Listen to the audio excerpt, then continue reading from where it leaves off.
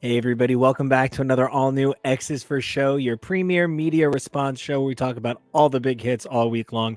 I'm Nico, and you can catch me on Twitter and Instagram at NicoAction. That's NicoAction. And I'm TK. You can find me thwipping around the World Wide Web at XNateXGrayX.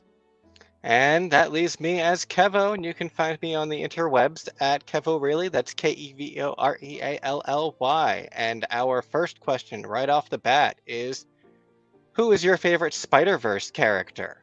That's a no-brainer. For me, it's got to be Mayday Parker. She's my light. That's my girl. Because you stole Mayday, I'll trade you and give the other one you would have done had you not done Mayday, which is, of course, Spinneret, MJ, wife to Peter in the universe where together they are a crime-fighting family with their daughter Annie.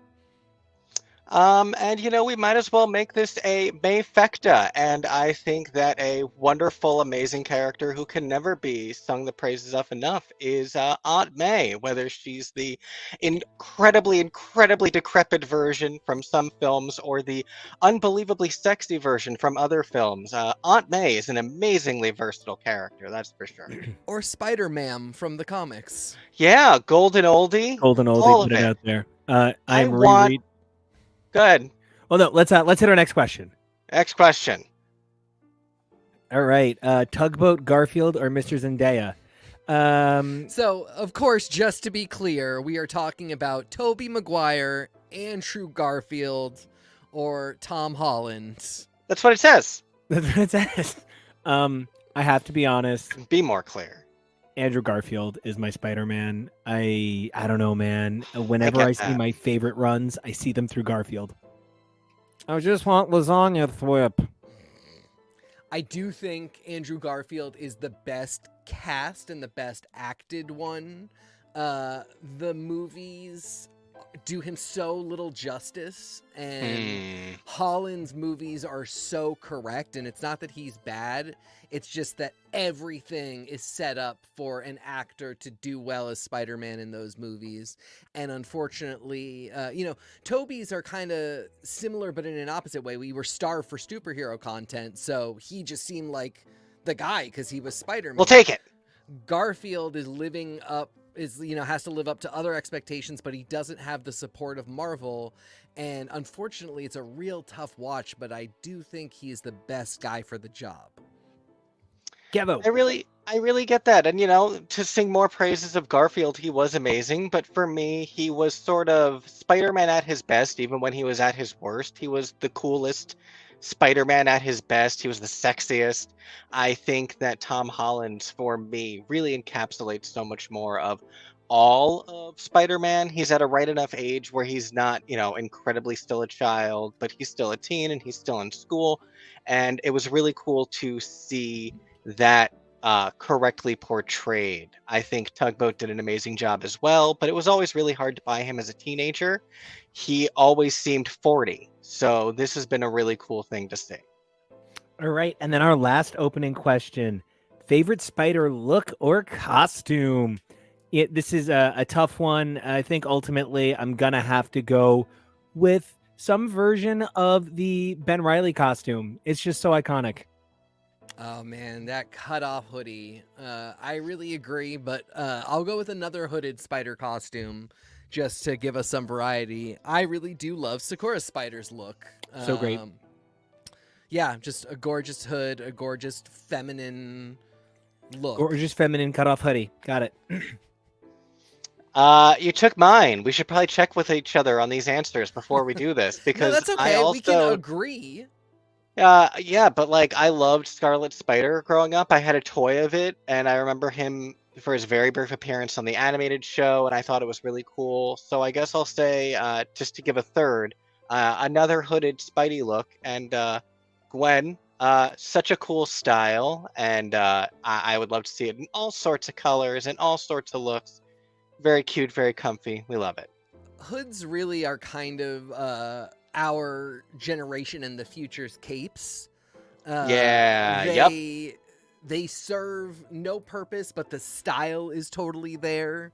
And unlike capes, they're not wildly impractical, but man, do they let you know you're looking at a different kind of hero. Yeah. So we are here today to talk about Spider-Verse, like all things Spider-Verse, but most specifically Across the Spider-Verse, the famous song made famous by the Beatles, covered by Fiona Apple. No, of course, we're here to talk about Spider-Verse, the film, and Spider-Man 1 through 7 by the Spider Legacy team of Dan Slott and Mark Bagley, among others, right? So let's kick things off with a quick stroll through what the Spider-Verse film franchise is. And let's start by taking a look at Into the Spider-Verse for a moment. Into the Spider-Verse as a film, I think, was one that I didn't jump on right away. I was kind of unsure of what to do with Into the Spider-Verse. I felt like Sony was making a lot of promises that there was just no way it could possibly deliver on. But I found ultimately, whether it was the daring frame rate method of animation or the complex way they used music to sell the story, Into the Spider-Verse actually had a realistic young feel without pandering like fellow youths. Yeah, I think that's a great way to put it. I think animation to me, especially not specifically for children animation, whether it is adult animation or stably all ages, animation to me is a really fantastic buy-in for a studio to really convince me that they will do what needs to be done to tell a story, because now a lot of your like physics concerns and like effect shot concerns are out the window, because you can draw basically anything, you can animate basically anything. And while I sort of had the same feeling going into this film, I was a latecomer to it. I did not see it in theaters, and I just sort of thought to myself, the writing is on the wall for Sony just trying to bleed this property that they own of cash, because they are the only ones who own Marvel stuff that Marvel doesn't have, and they will capitalize however they can, which that is business. We have to accept it, but we just saw the trailer for Kraven the Hunter. We all suffered through Morbius. We know how that can go so staggeringly wrong. So yeah, I wasn't really here for it, but this is kind of the opposite end of the spectrum, where when you have nothing to lose, and you make some really smart choices, you can create something that is better than the sum of its parts, for lack of a better cliche.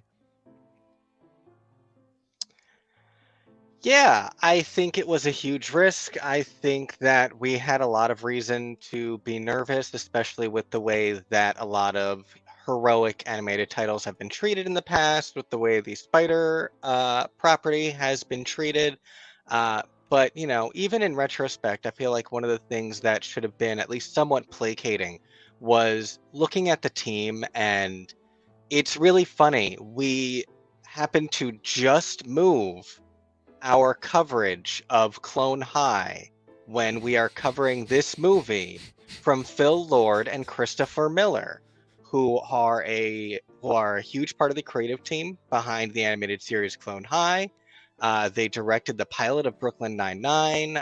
They've done so many things that we have really loved over the last 20 or so years. And movies are always so tricky. They're so made by committee. There was a quote I read once that talked about how like the experience of making a movie is trying to cook a steak by inviting a rapid succession of people to cook a steak by all breathing on it heavily.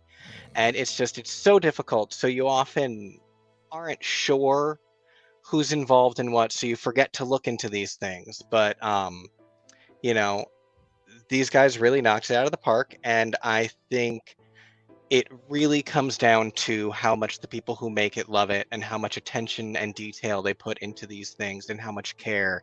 And To build off of what TK was saying about animation as well, you can do so many things like this where you have all of these characters, not even just with the varying styles that they brought in, which was beautiful, but just the number of characters is so much easier through animation, and it frees you up to tell a story like this in ways that live action doesn't. We wouldn't have No Way Home if it wasn't for this first, for sure. And I do just need, because I'm all positive on everything everyone's saying, I do need to just weigh in on the fact that all of the animators from Across the Spider-Verse just came forward and said, Sony basically said to them, anything can be done. So they were given no sleep, no food. They weren't paid. Like, the animators were told, make anything happen, and were forced into it. And so, I do agree the magic of this beautiful production is so amazing. But we always do need to kind of be considering how we're getting it. Because I agree with you guys, it is all possible. It just needs to be done in a way that's obtainable. A lot needs to be said about the fact that, the way these things all work, the way they generate money is unfortunately not artist first, but the discussion there is a whole lot more complicated. Yeah. But I'm But glad you brought it up early, and it's something we always need to be talking about when we discuss, Oh, yeah. especially superhero films. Things are equally bad for the VFX artists on every Marvel movie. Every time a new one comes out, there is some story, be it major or minor, where the VFX teams, of which there are many, that oftentimes were competing for a bid only to get outbid by somebody else and then to get a different slice of the work. And they're all pitted against each other with this kind of, if you crunch on this one project and you all suffer, you'll get all the work you could want from us. And the process just kind of repeats and repeats, and people are put in this position of a kind of overworking that is simply not excusable. We are seeing now the effects of what the writer's strike is going to do to our ability to receive and consume this media in the scheduled time frame that we had come to expect. And guess what? We're all going to live. So if we start seeing scaled back releases as a result of the people that create this work getting to live healthy, work balanced, fulfilling, paying lives, I am okay with seeing fewer of these films per year, knowing that every single person that makes them is not pushed to the point of, utter and abject misery to get there. Mm-hmm. And I think the other thing is that maybe we need to employ more people. Maybe these movies need to generate less profit that goes to, I'm not picking on executives, but like when you hear David Zaslav got paid the equivalent in his bonus of what he was, firing like 214 writers to make, maybe that's where some of this money comes from, and we restructure in a more linear direction. But Kevo, your thoughts? Or not, that's cool too. Yeah, I just mean specifically on, I'm on board with what everyone's saying. So, in general, what was everybody's reaction to the first Spider-Verse film? We've talked kind of broadly about, Spider-Verse, the movie, what it meant, but like, how did you guys feel about the first Spider-Man movie not to be focused on Peter Parker, not to be focused on Peter Parker gets bit by a radioactive spider and then starts to fight other animal people? Like, how did you guys feel about this reinterpretation of this idea? As I said earlier, the buy-in felt really special to me. It felt like, okay, like we're finally seeing so many of the things that I think a lot of us ask for, which are not another origin story, not another, Peter Parker film, not another live action movie, that we had a young man of color really be the lead in this, regardless of whether or not it's animated, is so incredibly important. And it felt special right off the bat. I was excited to be following another person, not Peter Parker again. I was really excited at the balance of what we got to see in terms of spider characters who are out there, but also the restraint.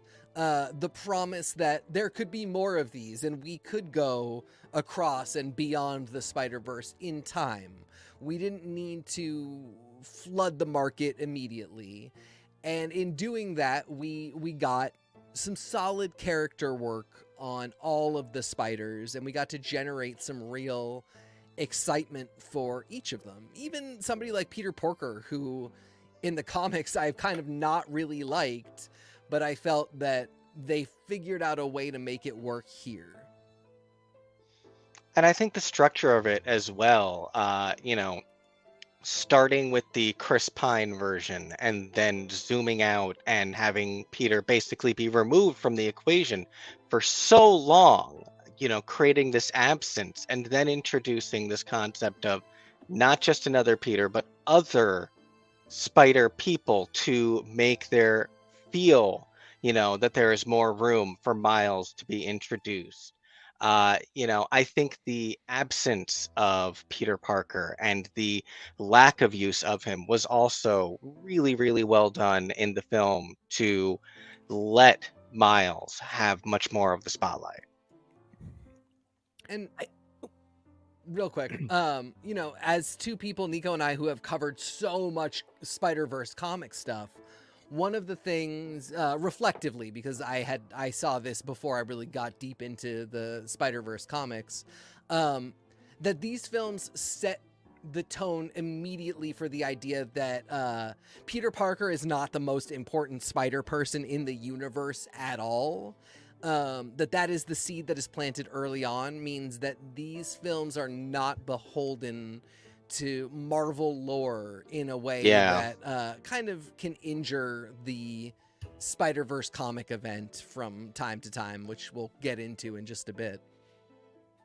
Well, from Into the Spider-Verse to Across the Spider-Verse, let's take a look at the more recent film, right? It came out, I want to say 6 weeks ago, and it's so unusual that a movie isn't making the leap to on demand. I actually saw some people online saying, no, that totally tracks with the previous Spider-Man movie. Duh. That makes exact sense with how they handled Into the Spider-Verse. But if anybody thinks that the marketing and methodology of release for a film from 2018 should be the same approach in 2023, they might have missed a little pandemic or two. And, the other side of it is it's actually a very different market for home streaming now. And the fact that this isn't in a streaming market yet, where it's still in theaters, a lot of movies are doing that dual thing. So I'm kind of more surprised that this isn't. But off the bat, I think the thing that this movie did the strongest, just, first shots, quick takes, it said, don't worry about the comics. You don't need to know them. It said, don't worry about if you understand exactly what a spider totem is. Don't worry about who an Ezekiel is. And it also said, let's not be too precious with our characters. One of the first things that my boyfriend gave me when we started dating was a Miles, sorry about that, Miles, was a Miguel O'Hara Lego minifig, because Miguel is, one of my all-time favorite heroes. And in this, he was a pretty unhinged lunatic. And I don't think there's a whole lot of being precious about him that you could try to pull. So, on the whole, I like that you didn't need to know anything. I like that it didn't hold itself to any standards other than quality, How did you guys feel? Quick takes, because we're going to get into the characters, we're going to get into everything else, but quick takes. What did you guys think about the movie going into it? Yeah, I think you really nailed what I was pleased with. And like I said, I felt a lot of this stuff started in the original Spider-Verse movie and Into the Spider-Verse. This idea that for these in particular, the comics weren't as important. But, the problem is always, how do you ratchet things up for the second movie? Sometimes what will happen is they'll go, okay, we need to start doing comic deep pulls. so that it gets that kind of buzz, or we're kind of out of ideas, so we have to pull from the comics in a way that becomes prohibitive to people that don't know them. But the real kind of mission statement with these seems to be, lovingly, we know our roots, we know the comics that we came from, but we can produce something accessible without being entirely beholden to them. Yes. And I think Miguel is a great example. I would love to see a comics faithful representation of the character. I'd be very interested. I think he's fantastic, whether that be live action or animated, but it doesn't work for this movie, and he's not really like his comics self, and that's okay. This is a great version of the character. I think despite the fact that he plays an antagonistic role, we can see a path to him for, a heroic version, and these are all things that in the context of the movie make perfect sense, where in the comics I think there would be some head scratching, and I'm glad that they just went with what they needed to do for the product they were making. Yeah, I really agree. I think that it's one of those things like the praise that I've been paying for Lower Decks so much lately, where knowing these things make it really cool. If you're a fan, it gets you excited. But if you don't know, it's not really the end of the world. They present everything that you need to know in such a way where you get everything that you need to know. It's even when it comes to a character like this and everything that Miguel is going through, I think they present his side of things in such a way where you can see where he's not literally a supervillain. I feel like there's no true villain of this movie, which is one of the really cool things about it, where I think Spot sucks. Okay. Spot will ultimately be the villain of this 2, maybe 3-parter, but like in this first one, he's like he's a low-level villain. He's more like a plot point at this point than he is like a true villain. Silly. He hasn't. Yeah, no, and that's the thing. I wasn't even thinking about Spot. Yeah. I was thinking in the Miguel versus Miles of it all, and I think introducing that story with a character that has become so beloved was a really cool and smart choice. I know a lot of people are starting to get a little bit exhausted of the multiverse concept because so many things have been doing it, but like No Way Home did not do how much Spider-Man there is justice. There is so much, and there's even so much to be invented to just add to the love letter that is loving Spider-Man. Speaking of love letter Spider-Man, there are so many chunky thigh spider people on this screen cap. It's very heartwarming. And then that one like Trend King hanging upside down from the top. Get it, boy. I also, it's almost a kind of novelty, but a really kind of special and important one that we have 2 Latinx characters having central roles, where those identities are, for one of them, very important, for one of them not explored, but very believably it could be important in his future life, that interact in a way that, they have not spoken about those identities. It's the privilege of saying 2 Latinx people might exist in the universe that can interact and have a relationship that has nothing to do with those identities. We can put them in films and not then say, well, the only reason they're here is so that we can talk about, we can have a teachable moment. And I think that's a really frustrating thing we see a lot in films, where we might get representation, but if we scale up to 2 or 3, then somebody feels the need to start justifying why, 2 queer characters are talking or 2 Latinx characters are talking. And in this case, Miles's background is very important. His home life, his family is very important. But as far as his relationship with Spider-Man 2099, the fact that they are both Latinx characters is not coming into the equation because it wouldn't make sense to. Right. And the thing we're saying is that we just don't want Abuela Araña, played by Rita Moreno, to walk into the scene and explain how the spiders defeated La Cucaracha at Mexico. Like we Or just that We Miles don't? is Miguel's distant ancestor. no, I could Yeah. actually be okay with that. And let me just explain for 1 second why. Because if Gateway and Bishop can be related over in the X-Men, I don't really care. Like, you know what? If you want to say that 100 years apart, Latin people are connected, sure, we fuck a lot. Like, but I just, so Kevo, Yeah. I want to ask you, as the person who has read the least Spider-Verse, Probably. oh my God, sorry. There's just live updates saying that The Flash isn't even likely to come in third place this weekend at the box office, behind Spider-Verse. And guess what, guys? We're never gonna cover it. Yeah, it's behind Spider-Verse. This much older film is still banging it. That's why we're happy to be covering it now. So, I do Kevin, want to clarify. This is its fourth weekend.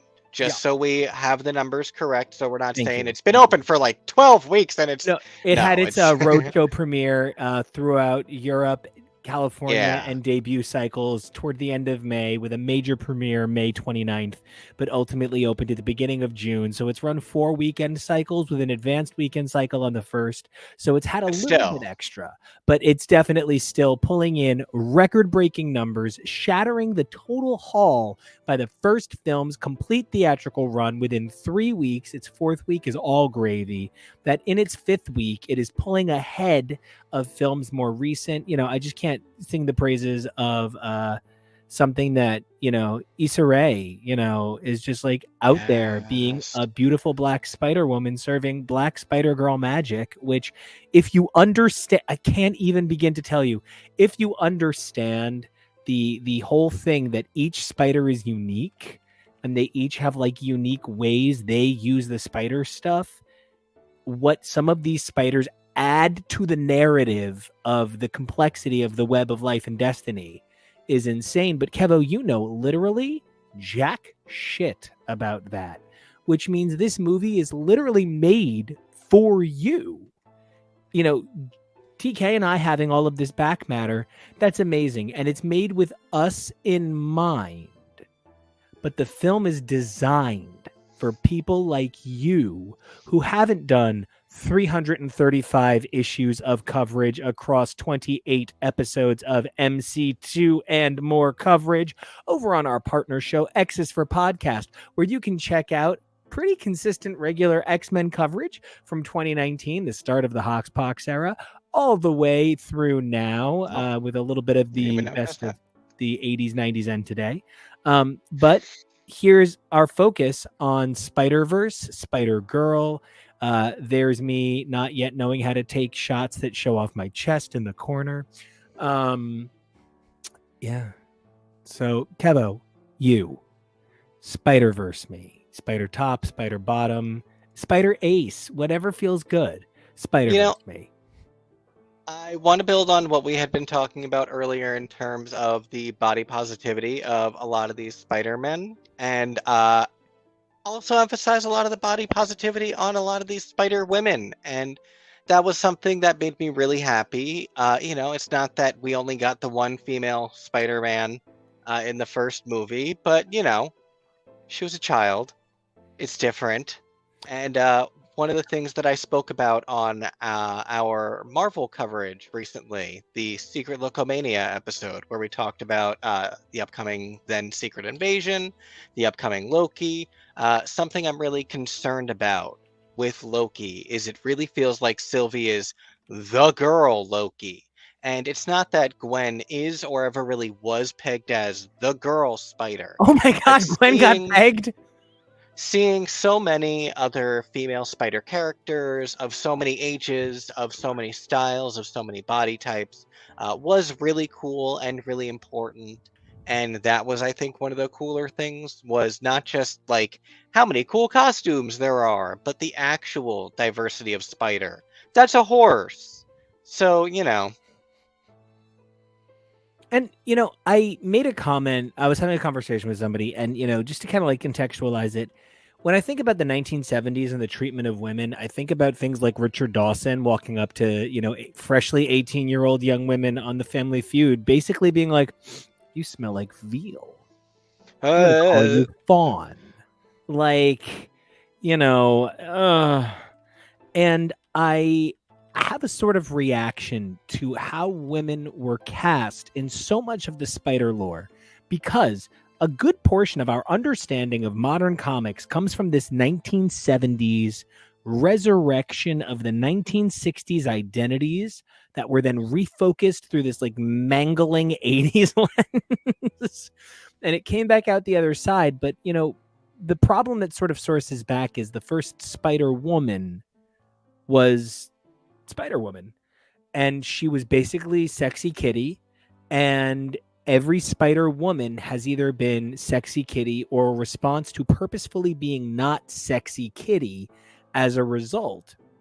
You know, I think Gwen is undoubtedly a sexual creature. When you look at her, you recognize that she is a woman full of her own world. Like, and to say that a woman simply can't be sexual because we don't want to sexualize her, well, it might not be the man's job to sexualize this woman, but we need to project that reality into her, you know, and understand she has it.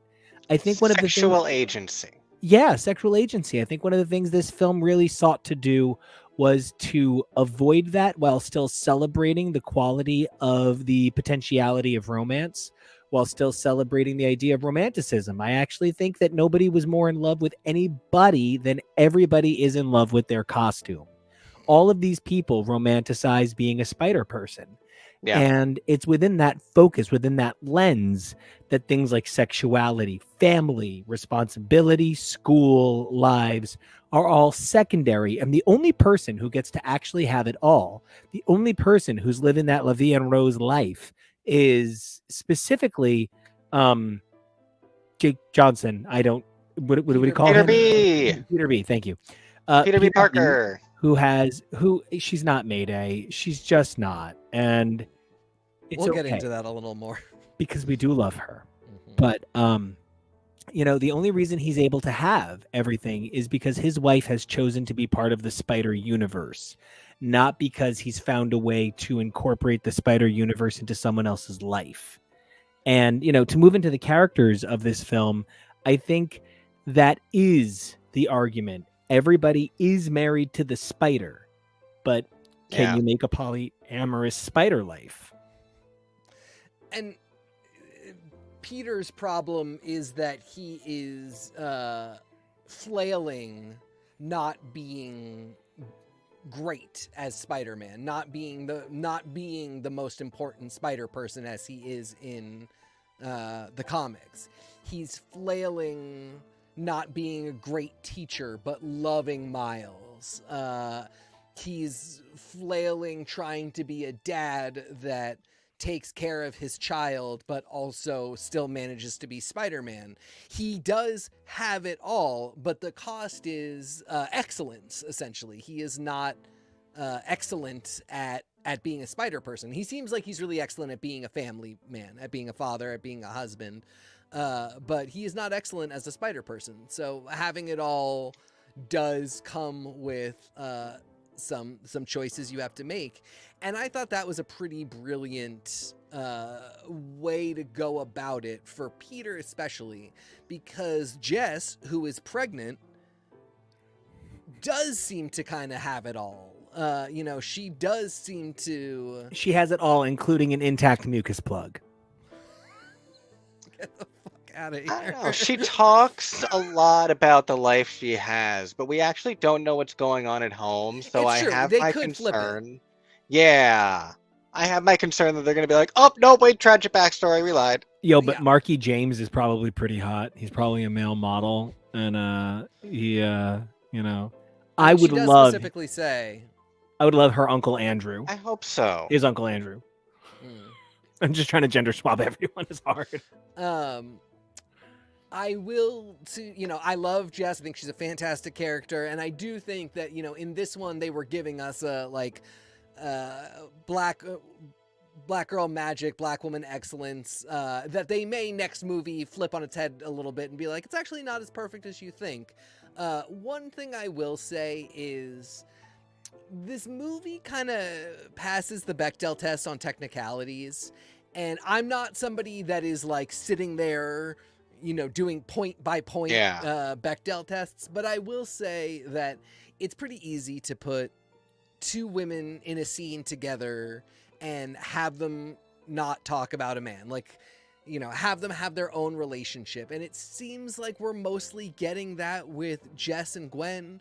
But then inevitably, in their first scene, Jess makes the comment about how her husband is really hot. Like, okay, I'll forgive that one. That's not the same thing as all they talk about is men. But then as she becomes Gwen's mentor and Gwen goes into Miles's universe, really the only thing they talk about when it comes to the mission that she's on is, did you go see that boy? And is that what makes you a fuck up? Is that what defines you as a hero? Yeah. And they're so close. They are talking about the mission. It would really be some minor writer's tweaks that would mean that they didn't really make it centrally about Miles in a way that they ultimately choose to do. And, we get Spider Bite and Gwen. There is an implied scene in which Gwen pulls Spider Bite in for a mission, but we don't actually get that on-character moment where they speak to each other. And there are some amazing women in this film. Were they given half of the relationships that all the men have, that would have been ideal. But 10% of it could have put us in a place where I wasn't bringing this up. And that was the one for me really big, like, these amazing women doing amazing things that aren't talking to each other about that enough. And I loved the female diversity. I thought that was so good. Hey, it's a longtime show contributor, always show special guest star, and number one in our hearts, Robbie. Hi, Robbie. Hey, Robbie. Hey, We also loved this Robbie. movie.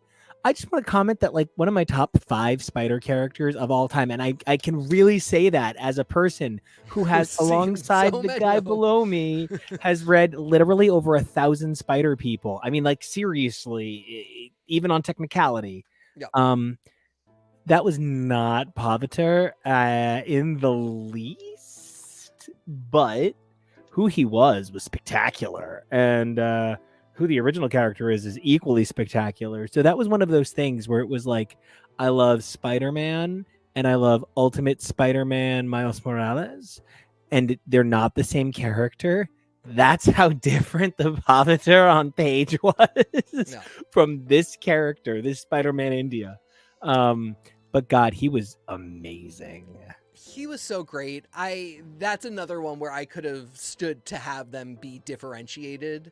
And it's little things too, like the looks are totally different. I would have called him Spider-Man Mumbai or Bollywood Spider-Man, something, anything. Paviter in the comics is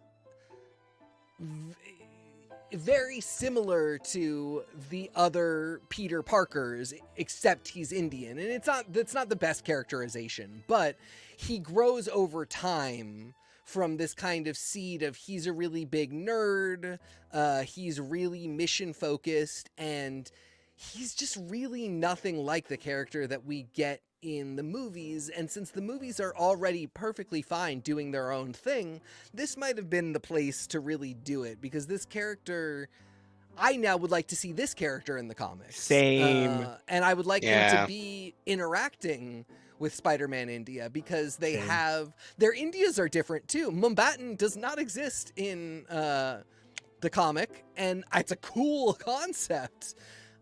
So that was one place where there was some real potential. I hope they get back to it. It's not the end of the world that, they're not really the same character, but they are treated as though they are. At the end of the day, yeah, this is a really cool character, a really cool look, and I was just overall really impressed. Kevo, talk to me about your feeling on the depth of Spider characters. I know for some people, 16 crayons is enough. And then some people want that like 312 box where like the colors are like mac and cheese and like Oh, I love that one. forgotten yesterday's sadness shadow, and like it's still just gray. How did you feel about what was for me a celebration of all the best things about spider characters on screen? First of all, that would be mostly gray with some hint of blue. Ooh, love it. Maybe a streak of Yeah. pink in the middle. No.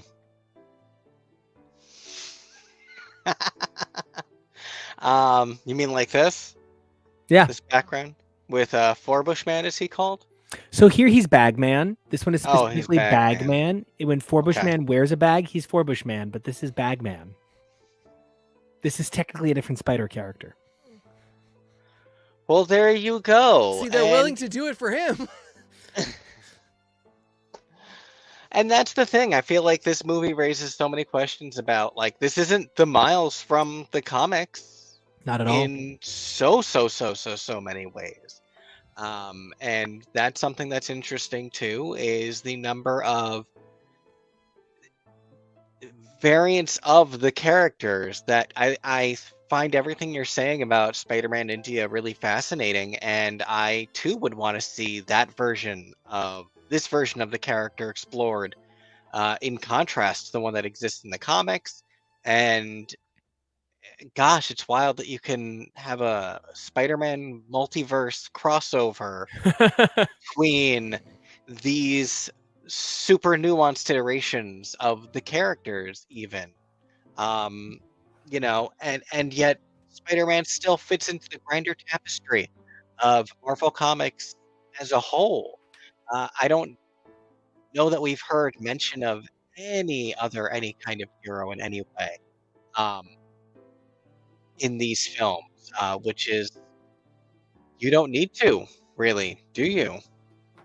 And I actually think that has to do with the nature of how the Spider-Verse exists within itself, and also kind of within a multifaceted reality. Like the Spider-Verse is the equivalent of the X-Verse, but when you think about X-Men, you automatically think about, oh, that's a lot of teams of mutants. This is a lot of iterations of Spider-Man, and it's easy to forget that he can push sometimes 20 books a month on his own. I mean 20 titles. I don't mean 20 issues. I mean 20 titles.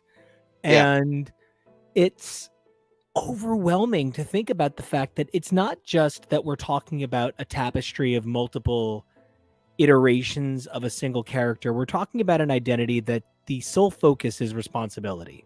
The only thing that all spider people have in common is they feel responsible. For what, for who, doesn't matter. It's usually guilt, usually involves an old dead white person. Even for Miles, the dead person was Peter. So, yeah. And, this is a subject that we do go in depth on in our MC2 work, particularly the later part of it, this idea of spider totems, what makes a spider person.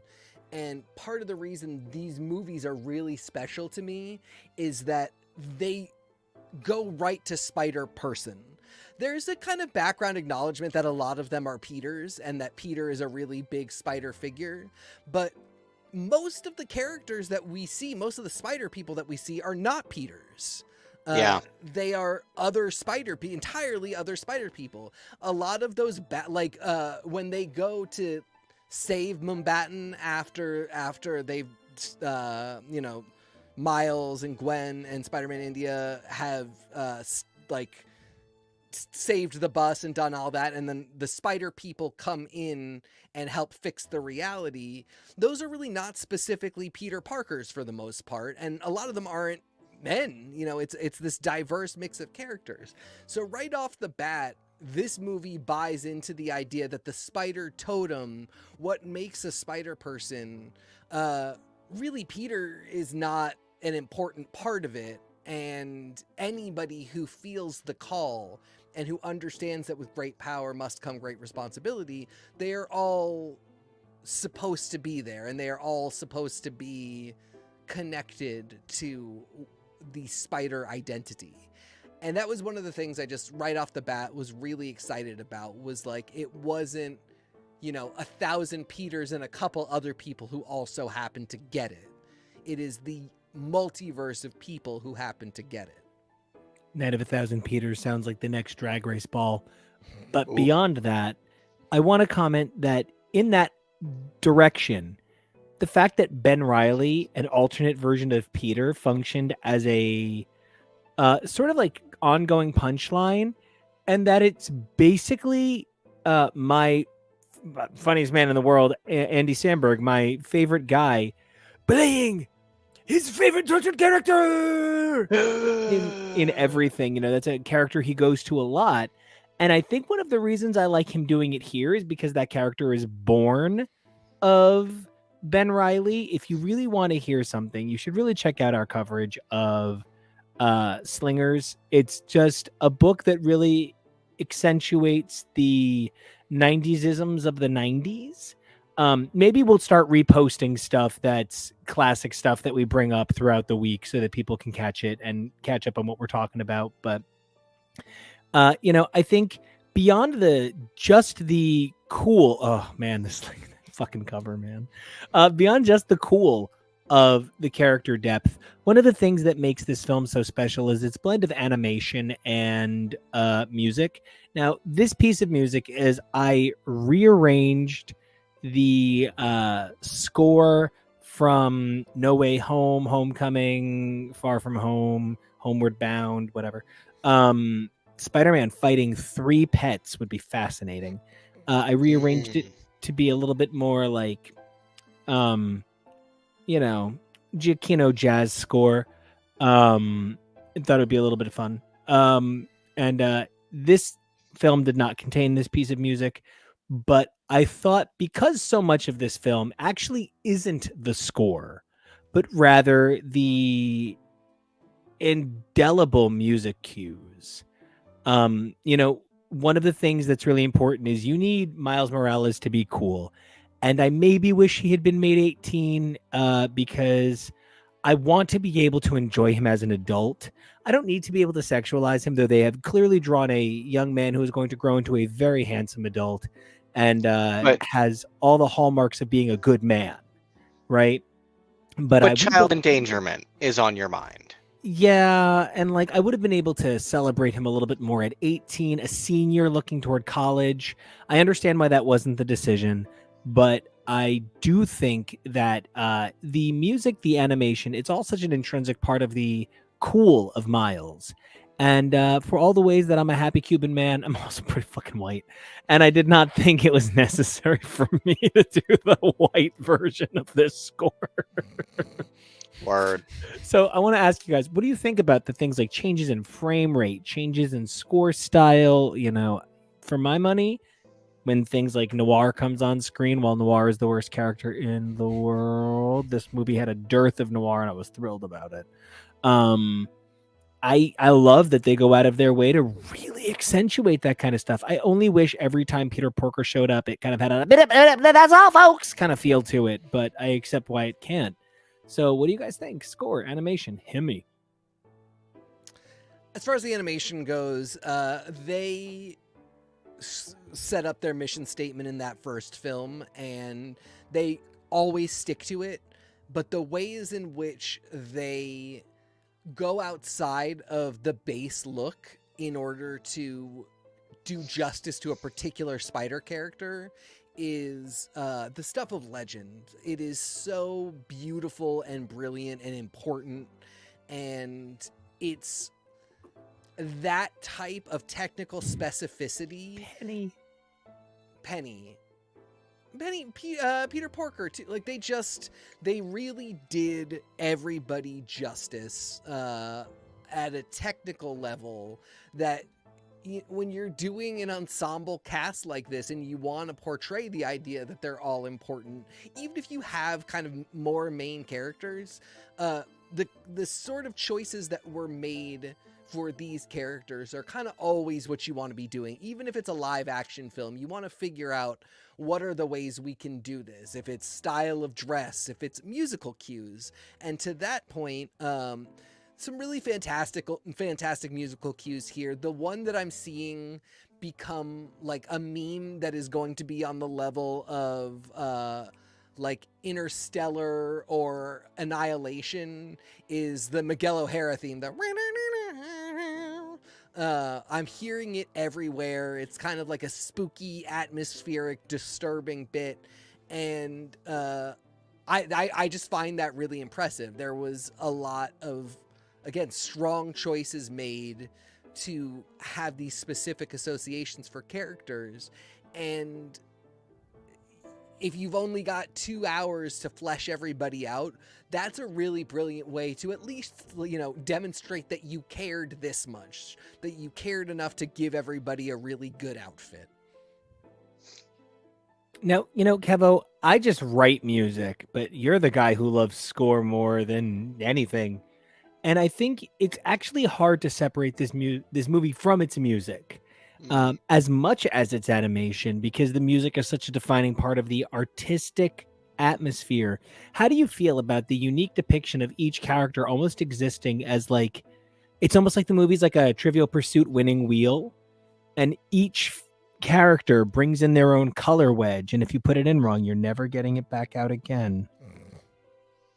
Well, and I think that is an intrinsic element of the whole filmmaking process for something like this, and bringing, not just different types of animation, but, holistically different types of character. And that includes voice work, that includes the music cues. And I think there is such a very conscious choice of making music integral to the spirit and just sort of the flavor of these films. I really loved making Gwen be a member of a band. I thought it was really cute that the bandmates of the Mary Janes were all spider characters like Glory and MJ and Betty Brant.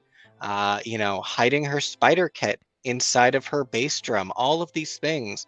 They really wanted to make it very clear how important the music was, even when it wasn't the focus. A lot of things, when they want to make music important, can sometimes overemphasize that and overplay that hand, cough one tree hill. And so I think making it subtle yet vital was a really important choice. Now, that brings me to the question, the one that's on all of our minds. What do you give this movie?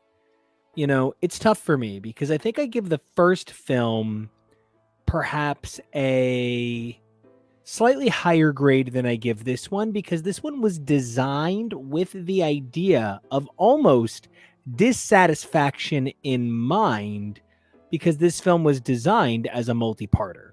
So with that Yeah. in mind, it's sort of hard to grade this the same way. They made the first one thinking, God, if only we get to make one.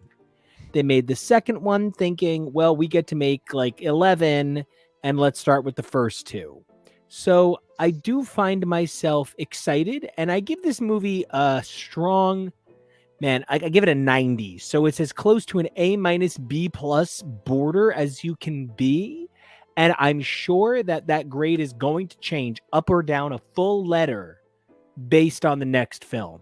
So I have my eyes keenly on the next movie. I was excited. The kid in me that grew up thinking Miguel O'Hara is the coolest man in the world was maybe a little let down. But the guy in me that thinks the kid that thought Ben Reilly was the coolest is a fucking fool.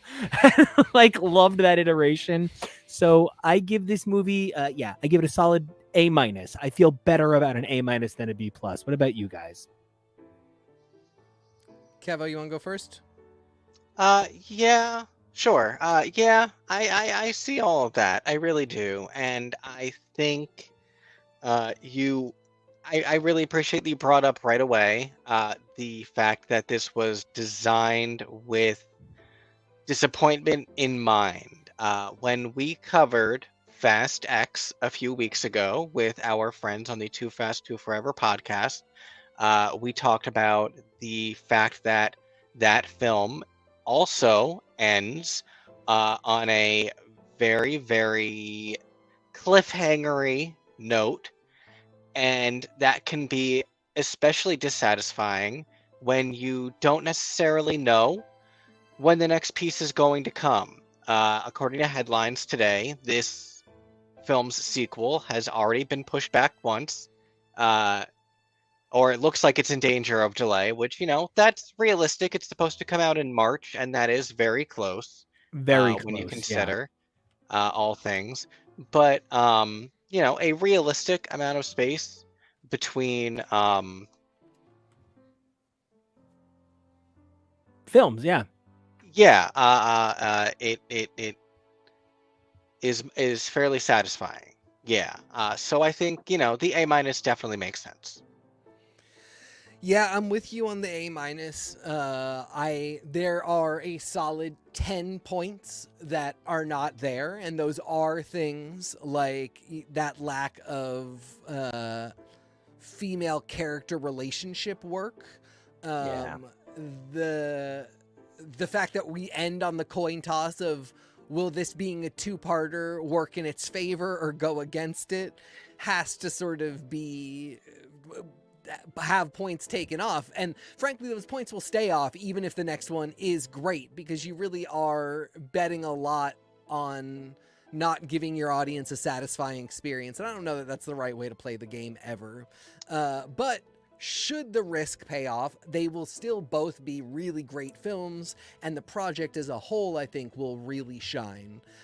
So yeah, there is a solid 10 points that we have to acknowledge are not there, but that's okay. That's the 90 points that are there are all amazing and fantastic and gorgeous. And, I just, with this image that Kevo has put up, I can't help but see Spinneret right in the front there. And it makes me want to take off one more point because we don't see her in the dang movie. But that's okay. I have high hopes for the future. And I really did love this one a lot. So, I think my probably just to jump back in, I feel like if I had a disappointment at all, it was I felt like so much of the film was established, even just from the commercials, and not in a way where it felt like they spoiled anything, but they took so long getting through all of the things that led us to the point that we knew was going to be an inevitability, where there had to be something that Miguel goes on the run from the Spider Team. But, so much of the runtime was just getting up to that point, and that's where it felt like you knew this was going to be the first part of a film. You knew there was going to be some amount of disappointment. You could have probably done a little bit more to feed your audience, other than just, like you said, they showed Spinneret, but she doesn't do anything. We see a lot of cool things, but, I don't know if it was if we were fed enough to wait for the next one. And just to comment on Spinneret for a second, she holds a really specific role. It's not that this is the first alternate universe version of Mary Jane to be a Spider-Man, because you can go see a really phenomenal queer version of that over in the Pages of Exiles, where she is with Sunfire and they are an incredible couple. And that was actually where I fell in love with Mary Jane, through the Pages of Exiles. I just thought she was amazing. And so I want to just say that, like, what makes this one special is that she is an equal to Peter. She's not a replacement for Peter like Spider-Gwen or like that Exiles version. So to see an equal for Peter treated as less than an equal to Peter in a film about spider people that are not Peter equal to Peter is why her being on the cover is mocking. And that's maybe the one thing that, like, I do walk away a little burnt by. I wish that this had been May, but it's very clearly not May. This is the version from Renew Your Vows, which is a different character, different name, and we love her. But she's different. and it's also, it's Annie, who is Spinneret's daughter. And the fact that we got a Mary Jane that feels very strong, that we have this child that already has her spider powers, it seems like, maybe just make it the Renew Your Vows crew. Their costumes are so good. Yeah, the blue, Annie's blue is really iconic. And Mayday is another character who, if she had shown up, it's like I was saying about Miles and Miguel. It's okay if there are two teen girls in this movie that talk and have a relationship. And in fact, I think it's maybe necessary. So baby Spider-Girl that already has her powers, love her. She should be there. It's really cute. And Peter needs that character. I think Peter also maybe needs to see a teenage version of his daughter that sort of shows him that no matter what, the world keeps turning. No matter what, the child grows up. He's not going to screw things up so bad. This is not an apocalypse. Right. So it would have been good to see. And, just to speak for a moment on Annie, I do not love everything Dan Slott has ever done to Spider-Man. I like things, and I like things he takes cues from. But I think the defining crowning moment of Dan Slott's career in Spider People, I mean, it's probably creating the Spider-Verse, which is the I can't even close my legs biggest balls move I've ever heard. But literally saying that there's a Marvel multiverse of characters worth of Spider-Man in and of itself is such a defining thing. But Renew Your Vows, and specifically Spinneret, Spider-Man, and the character, that Annie comes to play in this family is so key.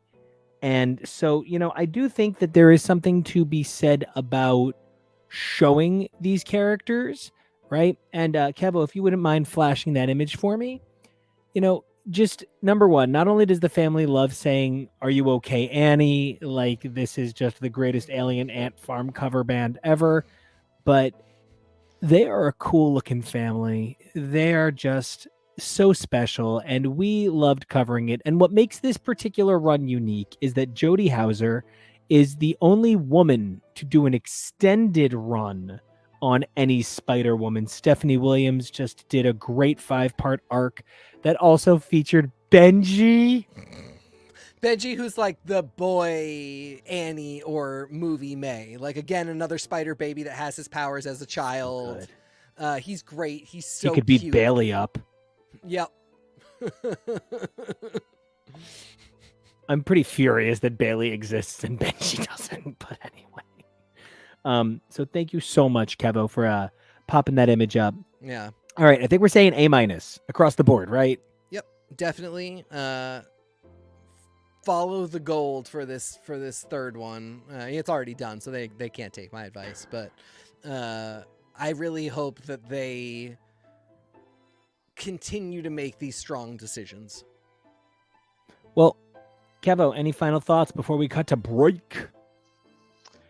No, I don't think so. Yeah, I think as a rule, it was exceptional. It was very good. I'm looking forward to multiple watches and just finding all the clear work that went into all these Easter eggs and all that good stuff. But yeah. Love it. Well, everybody, we're going to come back and take a look at more Spider-Verse, the history of it, a brief timeline, and then Spider-Man 1 through 7, which was promised to be the final ever Spider-Verse story, and they lied. They lied to our fucking faces. So I'm holding someone legally accountable. Legally, I tell you, legally. But until we come back to hold you legally accountable, please remember to like and subscribe, because much like a fairy, if you don't wish for me and clap for me through like and subscribes, I will disappear. Sure. Right off the internet. So believe in me, and support that I am a big fairy. And I believe we have a commercial highlighting some of the amazing stuff you can check out on this awesome network with these two incredible human beings. And stay tuned, because we're going to get deep into some comics. And I know TK wants to talk about Spider-Man 1 through 7, but the amount I'm going to bring up the JMS run is going to literally be unpleasant. That's okay, because we got some cool stuff where the JMS run is concerned. So, yeah, enjoy. Oh my God, Kevo, I just thought What? that you had a back. I thought that somehow your back was showing and that you had a really cool spider design on your back. And I was like, I thought that was my shirt. Go to commercial.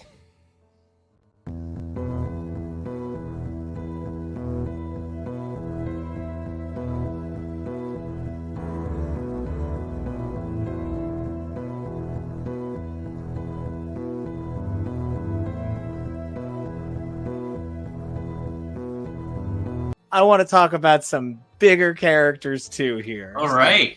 I'm really excited to do this. We've been playing a game, bracketeering, where it's basically what if we take a March Madness bracket and we go a little wacky with it, right? We have a little bit of fun. And the reason it's a little wacky is because at the end of a March Madness bracket, you still have basketball player versus basketball player. At the end of a bracketeering bracket, I'm just going to keep using that same example. It's the best example.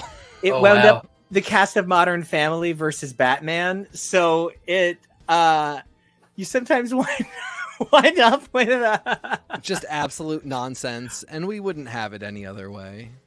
And man, I haven't seen these screen caps for a long while. Like I forgot how cool Ghost Rider looks back in the day. We've got some good art in this, and yeah, a lot of it really took me back. And so we came up with a list of characters who have never had their own formal animated series. They have had appearances on stuff, and I learned my lesson a little bit on what counts as an animated series. Listen to me well. Motion comics, you are not animated, You're not an animated series. That's why we call you motion comics and not animated comics. Anyway, I lost that battle. So I changed a couple of things at the last second. But we have some really cool matchups. We're going to talk about some really cool characters if you're game for it, Jason. Yeah, definitely. Well, then let's kick it off with two of our favorite characters in the entire world. Neither Daredevil nor Ghost Rider have ever had a proper animated series. Daredevil being my fave boy, and Ghost Rider being like TK's fave guy out of nowhere. Suddenly, now that's a thing. I don't know how that happened. Jason, where do you stand on the Devils? I'd probably go. I mean, if we're going for like a.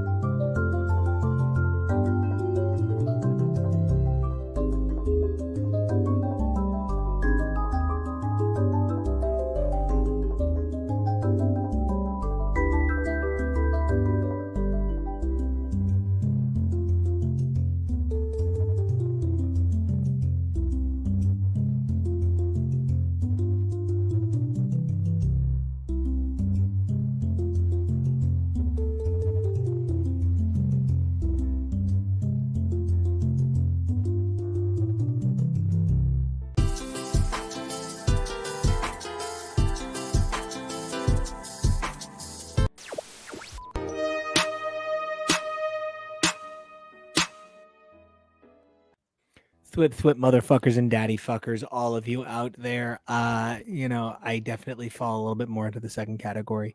But we are here to talk about Not just Spider-Man. No. We're talking about the entirety of the Spider-Verse. We've already taken a look at Spider-Verse into the and Spider-Verse across the.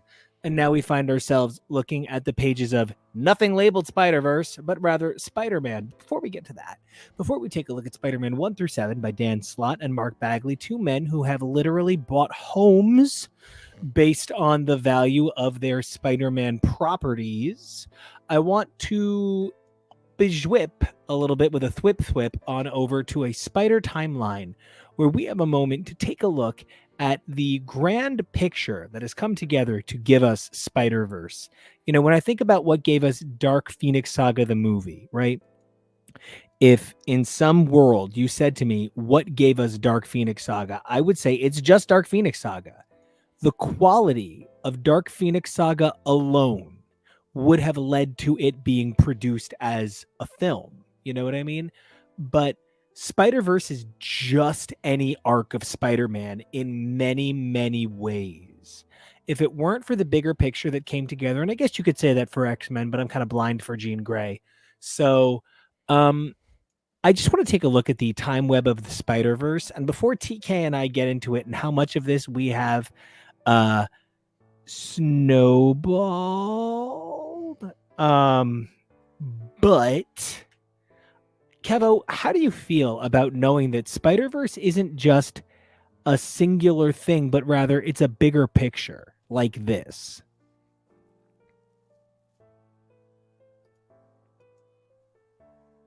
Oh, Kevy, I, for whatever reason, don't hear you. Yeah. Hey, check it out. I am not certain how aware most audiences are of that fact, because especially seeing this timeline and seeing how far it dates back, this is knowing that there is such a history of the Spider-Verse as a concept, as an event, is very surprising. And I think one of the things that the nature of how long Spider-Verse goes back is, I think back to when I was a kid and my dad was buying me comics, and my dad stopped buying me comics, right?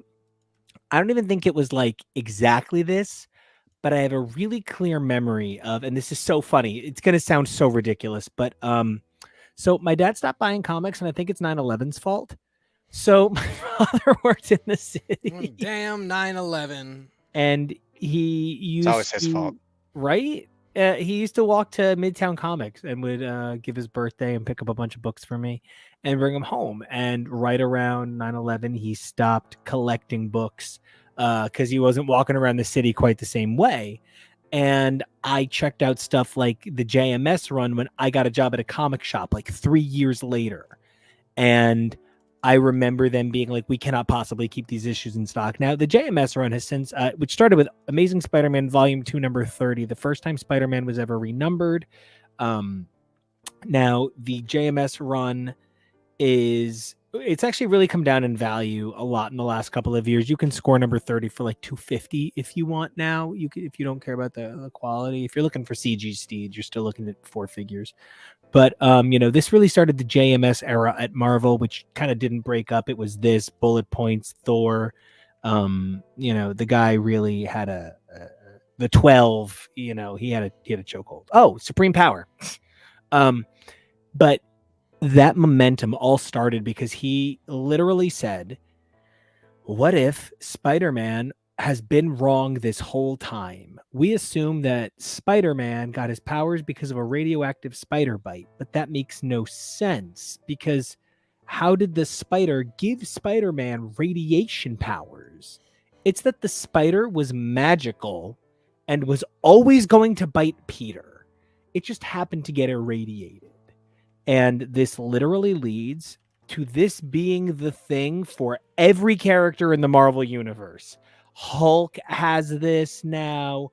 Thor has elements of this now. Mm-hmm. The idea that Spider-Man is a grand destiny, not a cool accident. That starts with this. So, it's 2001 before the idea of the Spider-Verse is even a notion. And it takes 32 years, I mean, it doesn't take 32 years because it's happening the whole time, but throughout the next 32 years, that is developed into a thriving franchise. I mean, I think the point is we were getting to a point at which Peter Parker, this wasn't sustainable. He's a great guy, but He's too old. Nobody listens to techno. I mean, in a lot of ways, the reflections of those two careers are, but you know, Eminem can't retcon. Eminem's just got to keep being Eminem. So, you know, I really respect that Spider-Man has a lot to carry on his shoulders as one person, and every Spider person has that. Peter Parker has had that the longest, but it happens to any Spider person because they're almost always solo, that there's a lot on their shoulders, whether it be one book or a whole line, there's a lot on their shoulders. And I think it takes these really big swings from people like Dan Slott with the Spider-Verse and like JMS with this run to make them adaptably stronger to continue to hold these things on their shoulders as the nature of comics changes, as the nature of the relationship between comics, television, film, the internet all changes, as serial storytelling evolves. Truly. We both cannot quit Spider-Man and demand that he constantly continue to be interesting to us with ever increasingly difficult standards. So mad respect to somebody who had a brilliant idea that panned out for the next 32 years plus. And I think this was such the character to do that through, because Spider-Man is so a character that so many people, no matter what age, race, gender, creed, so many people project themselves onto this nerdy Spider Boy. And, you know, everyone doesn't project themselves onto Iron Man in the same way. And so it's not the same thing. And so Spidey being this character that has this wealth of diversity, it turns out, and all of these other characters to introduce, you know, such the right character for that. For as much as we as a society seem to hate insects, we all love this spider. And we love this spider despite a general conception of arachnophobia as a gripping idea for fear. And Spider-Man's never really scary. He has scary books, but Petey's a cute guy.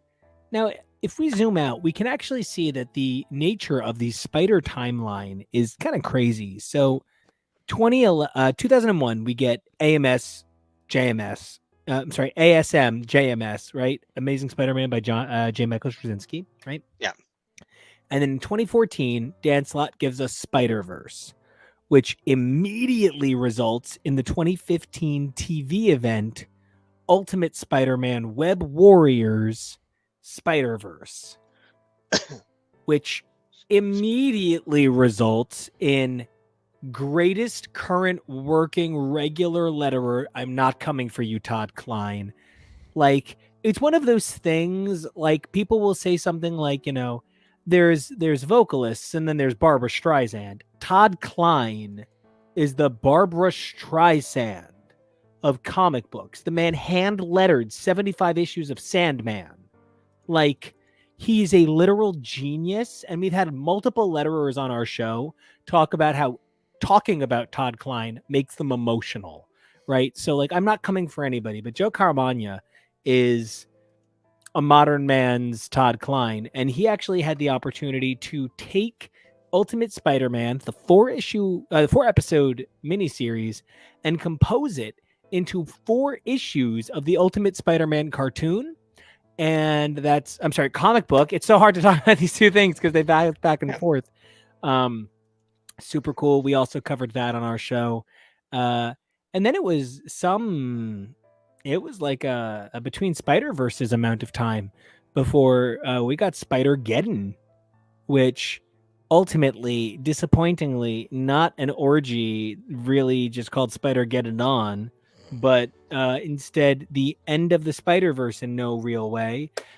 It had an infinitely smaller read list because this was the first one where they were flat out like, this isn't a real Spider-Verse event. This is just Christos Gage, who is one of the greatest writers in comics, having some fun with someone else's idea. I really like Spider-Geddon, and so many of this run of characters are now major characters, but truly, this was barely an event. This was kind of that thing that said, you know, despite the fact that it's the end of the Spider-Verse and is trying to be like, this is the final statement. This is really the thing that says, like, no, we're actually going to be doing these forever. And, you know, in doing so, I think it's better that it's a little bit more casual, a little bit smaller, because it does just serve as kind of a way station on the way to more Spider-Verse. Yeah, you know, it's an incidental event. It's, you know, this would have just been some issues of a Spider title, but they took it in a direction. Which is actually kind of how I feel about the next Spider-Verse event, Spider-Verse, the 2020 event by Jed MacKay. Not my jam. This definitely was a response to Into the Spider-Verse coming in 2018, but this was a footnote, man. This was the first time that they just flat out said, oh, it doesn't mean anything when we say Spider-Verse. That's just a title.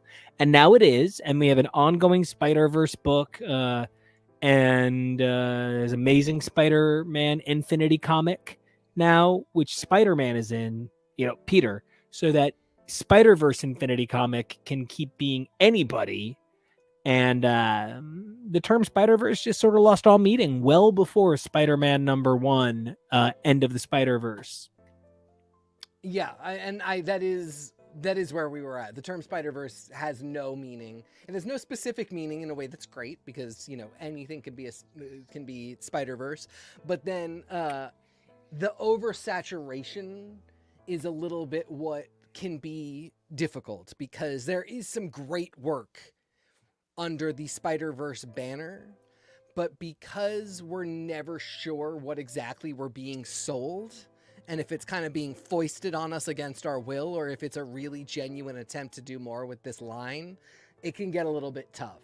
And, you know, the big thing about the MacKay run is that it is Miles Morales getting a Spider-Verse, which, of course, because he has a movie, makes sense from a synergy perspective.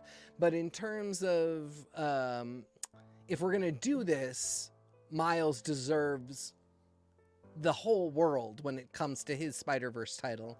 And it's not really that. It is just a story about the multiverse that Miles delves into, which is funny because it seems like we're about to hit another one of those with this whole Carnage situation in the Summer of Symbiotes, which I won't get into too much here. But so, Kevo, I have a question for you. A tugboat, Garfield, and a twink walk into a movie, right? Best movie ever. How do you feel about your Spider-Verse, No Way Home, which No Way Home is such a response to Spider-Verse doing it better? Oh, yeah. And then not really doing it as well, you know, but doing it as well as you can within the constraints of your own medium. Doing a really amazing job of pulling together three very, very unique interpretations of the same exact character. This isn't Miles meets Peter B. Parker meets Gwen. This is the three versions of Spider-Man that we got across 20 years of live action film, helping to design and define the genre of superhero films. And so for that, I mean, amazing work. If muddled by anything, probably this dude, because I think the involvement of Doctor Strange definitely is one of the things that makes it very much, this is an MCU movie. We have our MCU characters, we MCU over here. So, you know, and that's MCU movies, and it's what it's their franchise, it's their series, it's what you're supposed to be. In the first movie, it was Iron Man. In the second movie, it was Nick Fury. In this movie, it's Doctor Strange. It makes sense, and he's not so heavily focused on that it becomes less about the Spider-Man, so that really helped. You can't really do the same thing as well or as easily as you can do in animation, and there's no helping that. But it's certainly more than I could have hoped for. And that's how I felt about No Way Home. I know show superfan Allie feels different, but that's how I felt about No Way Home as well. I know TK, you were pretty positive on it. I was. You were not as negative on it. You at least didn't say it was Doctor Strange Multiverse of Madness hard to take. I did not say that. You are correct. That is about my level. Right? So I feel like you said a lot of things about it, and then you were like, "Yeah, B+." That is very on brand for me. Yeah, I don't know. It was fun. I was looking back on it especially, is very scared to take risks. And that's a little boring. That's a little boring for the Spider-Verse especially. They're scared to have that moment where all the Red Rangers show up. And I think a moment like that would have actually, as cheesy as it would have actually made the movie kind of degree of magnitude more kind of enjoyable, kind of put a smile on your faceable. I think another element of this film too now, though, is whether or not it will interact with Across the Spider-Verse and Yes. that branch of things. I Yes. think a lot of people are talking about and wondering whether or not we will see any version, and we have now to a degree. We saw bits of the first two Spider-Man live-action franchises while directly seeing Andrew Garfield. They play Alfred Molina's voice to be the representation of Dr. Octopus at one point, even though it was not with an actual version that he played. So they clearly want there to be some synergy. So I think if we saw any of the Spider-Men from this film in a Spider-Verse film, and it was specifically and explicitly one of these guys after having had this interaction, that would go a huge way to enhance No Way Home retroactively. Because there is only so much that they can do, but then let's celebrate the part of this web that it was and really, really make sure that it is part of it. now I'm going to use this as a great opportunity to pivot over to our next bit of coverage, which is going to be Spider-Man 1 through 7 by Dan Slott and Mark Bagley, among other amazing creators. The thing about this run that's important to note is that while no character really gets any screen time, Silk is supposed to be the new Spider-Man. And while I love that because I love Cindy Moon, I'm over the Cindy Moon about it. Girl was not in Spider-Man Across the Universe. Spider-Verse. And the reason that's significant is because they're saying that in the comics, Miles has been used so much, we've reached Miles can no longer be the main star of a Spider-Verse event. And because he's been so overused, but we're still at no crazy rich Asian lady can lead a Spider-Man movie. So this Spider-Man run is predicated on every bit of Spider-Verse lore that came before it, and then takes a bunch of it and throws it out and comes up with a couple of quick Deus Ex Machinas that really threw me off. But I want to start with my first shock in this run is specifically the opening pages in which Peter says, I work for Norman Osborn. I have a high-tech suit and a robot buddy. That's right. My life is weird. Try to keep up. And then not one of those things ever comes up again. What a way to tell me there's no point in keeping up. Yeah. Yeah, it does very much feel like the author who definitely, I think, feels they know Spider-Man best, and they're going to write their Spider-Man. It feels like that author was given the note. You need to be aware that somebody else is writing the title Amazing Spider-Man right now, and that is very connected to the rest of the Marvel Universe. Yep. So you are not allowed to just write him entirely as you want, entirely disconnected from his other circumstances. You are required to put in a page or two, and then, later an arc or two, it seems like, establishing that this is a moment in the context of the universe that he is in otherwise. But then other than that, once that happens, once, the introduction says to you, hey, this is taking place in present continuity, this is Saturday, and everything you're seeing in Amazing Spider-Man is the following Sunday. Once that happens, it really does just go off in its own world for the first 7 issues. And it's in that vein that I was really surprised by how much of this story was kind of play it to the numbers.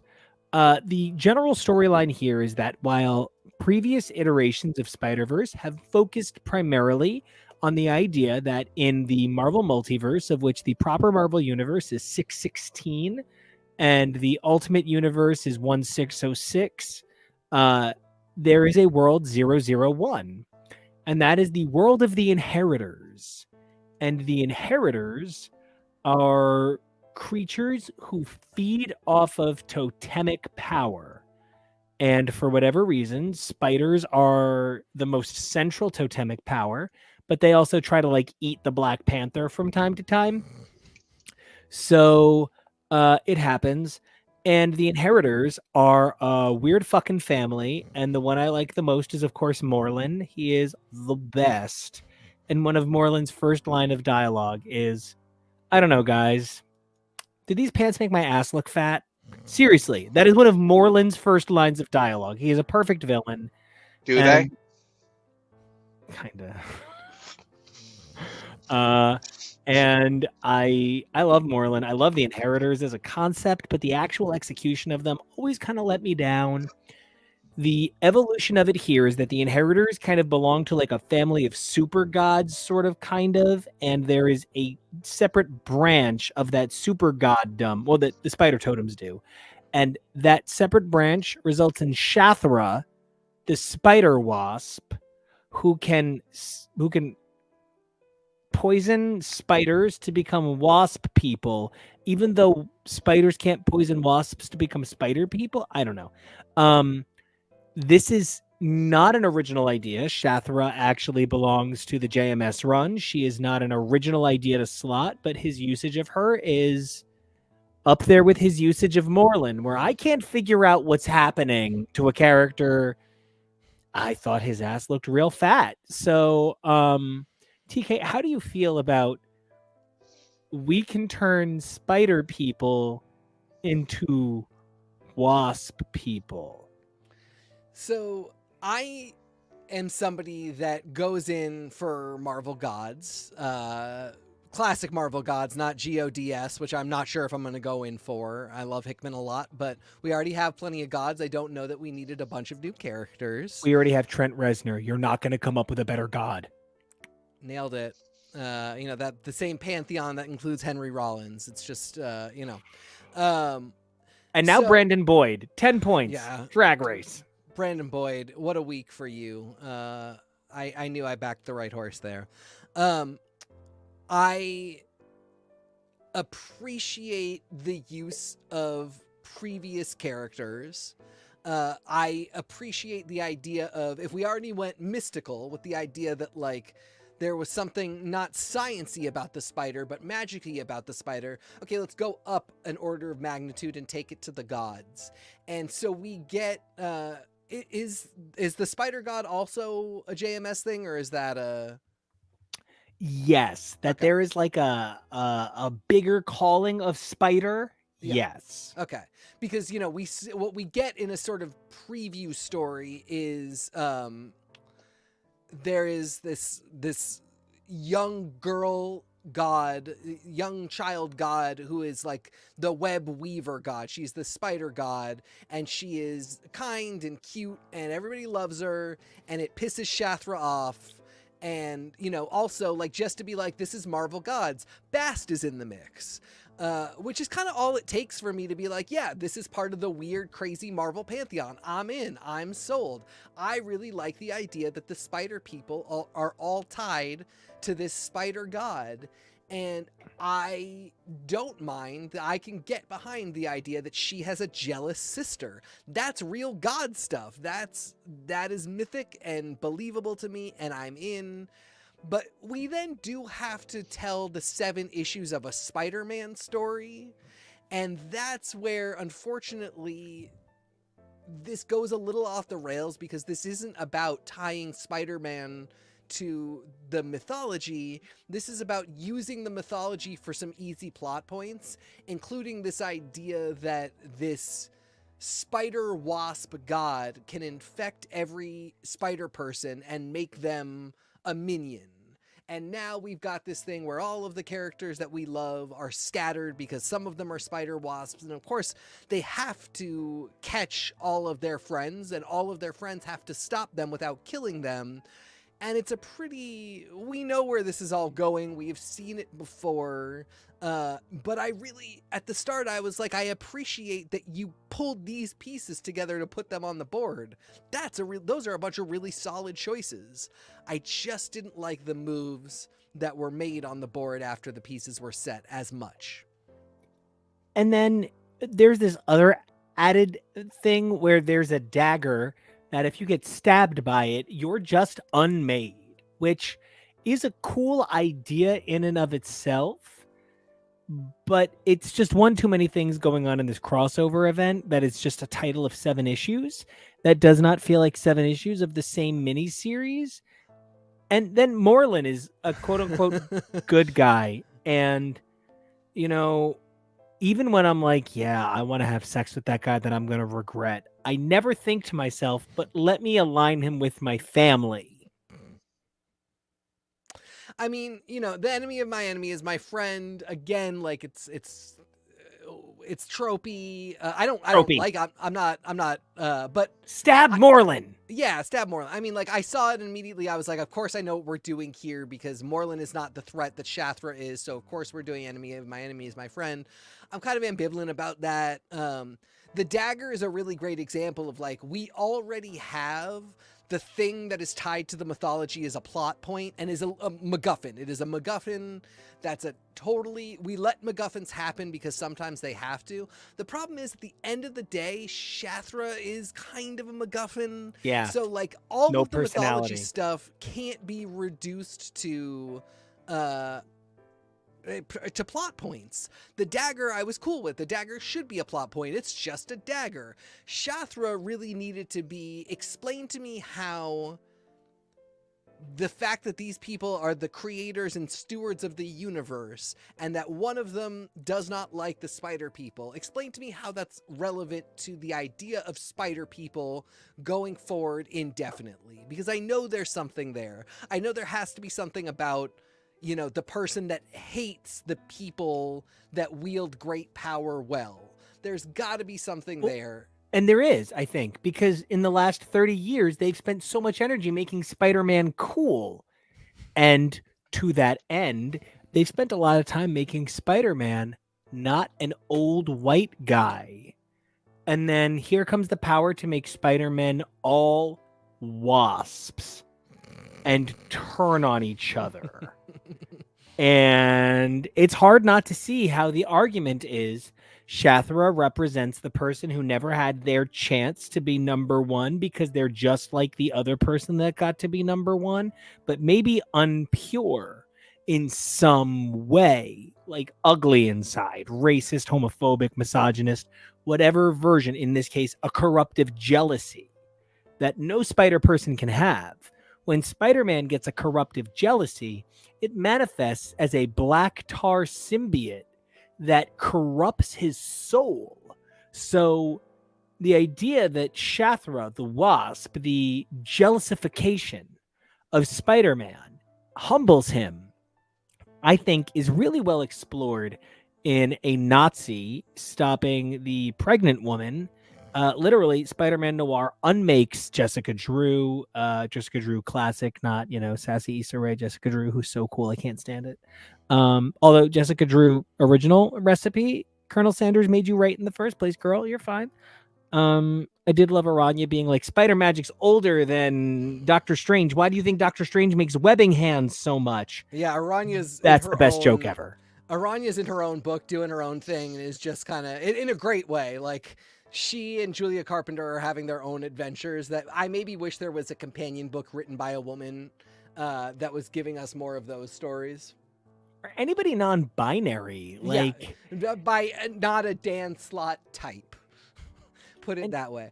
And Nico, I appreciate what you're saying, and I do see how it's a little bit there, but I think you're already doing more exploratory and narrative work to put this together than is really happening in the book itself. When people are corrupted by the Wasp and become wasps, they are just drones. We don't get any, like, here is me. Wasp drones, drone wasps, like bees, like drones. Yes, but we don't get them being characters of that. We just literally get them being plot drones. Yeah, it doesn't change Spider-Man Noir's personality at all. And it doesn't change Mayday. No. Now, Kevo, I have a direct question for you as well. One of the things that this ultimately predicates on is you accept that Spider-Man, like Jesus, is just kind of fucking magic. And it is a savior destiny thing that you received powers from the father figure who then remains as a spectral mystical force at all times. It really is a holy trinity. It's the spider totem, Peter, and the web of life and destiny at all times. Right. And how do you feel as a guy who mostly, like me, probably jerked off furiously to Tugboat Maguire's muscle transformation sequence on DVD and doesn't think too much else about the Spider franchise's magic other than Tom Holland dancing in drag? Yeah, it makes me think about, the giant Trekkie that I have become this year and the things that I'm learning about that franchise that I feel are not hugely part of the cultural perception. And I think bizarrely an example there that I feel is strongly comparable is after 60 years, how many people aren't aware that Spock is half human? Half human and like borderline magical. From the start, though, is part of it. It's not like it's one of those things that was dropped later as a bomb, even in like the 90s. It's not Jean Grey's childhood best friend died giving her extra powers. I thought it was something that was introduced with the Kelvin films and the Jabrams verse. Like, I was very surprised to learn that that was something that had always been part of his history. And so knowing that so much of this has been part of the Spider history for like 22 years now, I don't really feel like all of the magic and the spider totem stuff is or has hugely pierced the cultural perception of the character. I remember when we watched Amazing Spider-Man, and at the very end, there's the tag that was never really able to come to anything where you were like, oh my God, the spider totem. And I was like, what the F are you talking about? And that was 11 years ago now. That was a panic attack in the theater. That was a full decade after that had even been introduced, and now we're a decade even further along, and I don't think that that's something that a lot of people are very aware of. And even with now Into the Spider-Verse and Across the Spider-Verse, they haven't really discussed that at all. My only real perception of the mysticism in the Spider-Verse was the Madam Web stuff from the animated series. And so when I realized that Rachel Dratch's character in Across the Spider-Verse was named Ms. Weber, I immediately was like, Madam Web! Madam Web! And you were like, no. Or if they do, I don't want them to do this, that, or the other thing. Because Julia Carpenter is Madam Web now. She took on the the aspect of the psychic spider, I don't understand. And I just think of the old woman in that throne. The woman who looks The like giant Aunt May web from the throne. future. Yes. Oh my God. Thank you for saying that, because I never really clicked that. And I think I've always felt that, but I never really clicked that together until you pointed out that connection. Yeah, really, truly. And so, Ezekiel looks exactly like Uncle Ben. Yep. That's crazy. It's insane. It's I have so Like- many feelings about how so much of Spider-Man is about taking off the mask. I'm so sorry. But just so Madam Web, I think, is the most that I, as someone who has such limited Spider-Man interaction, is the most that I was really aware of in terms of spider destiny. And that was even before this in 2001. So knowing how much it's been developed, it really says how much room there still is to play, not just in the Spider-Man comics universe, but, you know, in all of these adaptations. And that's very cool. Can you imagine Tom Holland meeting a Tom Holland Spider-Man who learned from Doctor Strange and lost Doctor Strange the way he lost Tony? And can you imagine him being like, yeah, Steven's a cool guy, but like, do you really want to do his hand thing all the time? Like, Something I would love to see is, I was keeping track very much of the casting process of Tom Holland's Spider-Man, because one of the people in the running was Bagley Dylan O'Brien, who's one of the loves of my life, and Asa Butterfield from Sex Education was another name that was in the running. And like, you could do some sort of something where it's all of these guys who had been in the running for Spider-Man. The potential for multiverse stories based on all of these different things, it's just almost unending. And I think that was something that struck me when you guys were talking about how, you know, it's not the last Spider-Geddon event, even though they say it's going to be.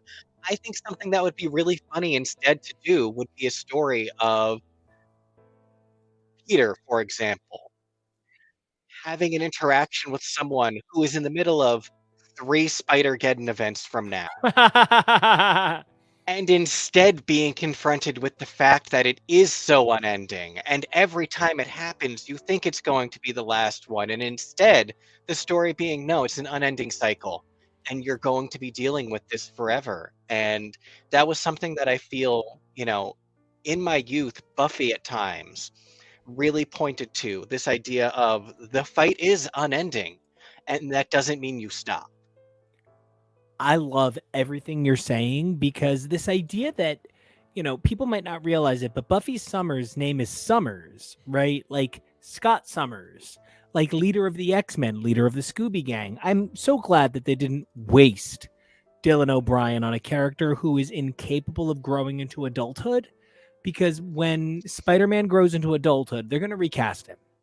And I would sooner see Dylan O'Brien play the world's literally sexiest Scott Summers ever, with a little bit of fight, with a little bit of attitude, with a little bit of, you know, I mean this with love, but dude, get on some D-ball and then we can talk. But you know, I think Dylan O'Brien would have been wasted on Spider-Man because he doesn't have the naivete that a Tom Holland can express. And it's that cyclical nature that actually brings me back to the opening of Spider-Man #3, where it just feels like there's 15 spider characters on the page. No one has a personality, and they're buying time. One of the problems is that Shathra is a little more than the actual dagger herself.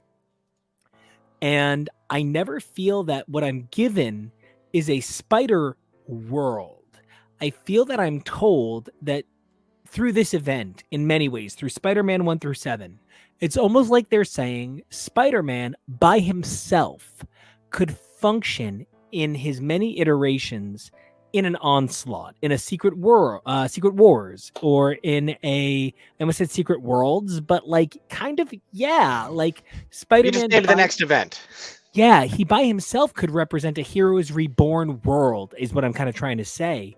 And by casting Spider-Man as every character in an event and saying that Spider-Man is a burden of responsibility, but not a character type, one of the event's follies that I think is made really clear by issue 3 is you're not giving us anything. There's this really cool bit in issue 1 into 2, or it might be 2 into 3, where they're showing us this very almost the way that Michael Gaydos represented 1960s pop art in the pages of Alias for the Spider-Man flashback, where they're showing 616 beta, and they're explaining that 616 beta isn't a part of the web of life and destiny.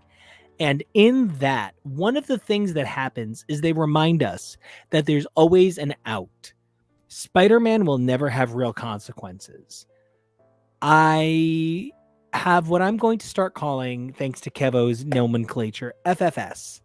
I have fandom fatigue syndrome. I walked away from X-Men a couple of months ago because my heart broke. I can actually tell you what broke my heart, and I've been really thinking about, did Moira McTaggart becoming evil break my heart? And it pushed me, but the greatest moment in comics history in my life, the moment that changed my life forever in comic books, was Magneto as Zorn. I literally felt unsafe in a way I've never experienced unsafety from fiction in my life. I felt like my world was taken from me, and I even knew in advance what was going to happen. I just kept thinking that there would be an issue that revealed that Magneto replaced Zorn or something. It couldn't be that this good man was just a performance all along, because there was always a good man in Magneto. So in every good man, there is a monster. And in every monster, there is a good man. And you can never paint anyone with a single brushstroke. This idea of unsafety supported my idea of comics forever.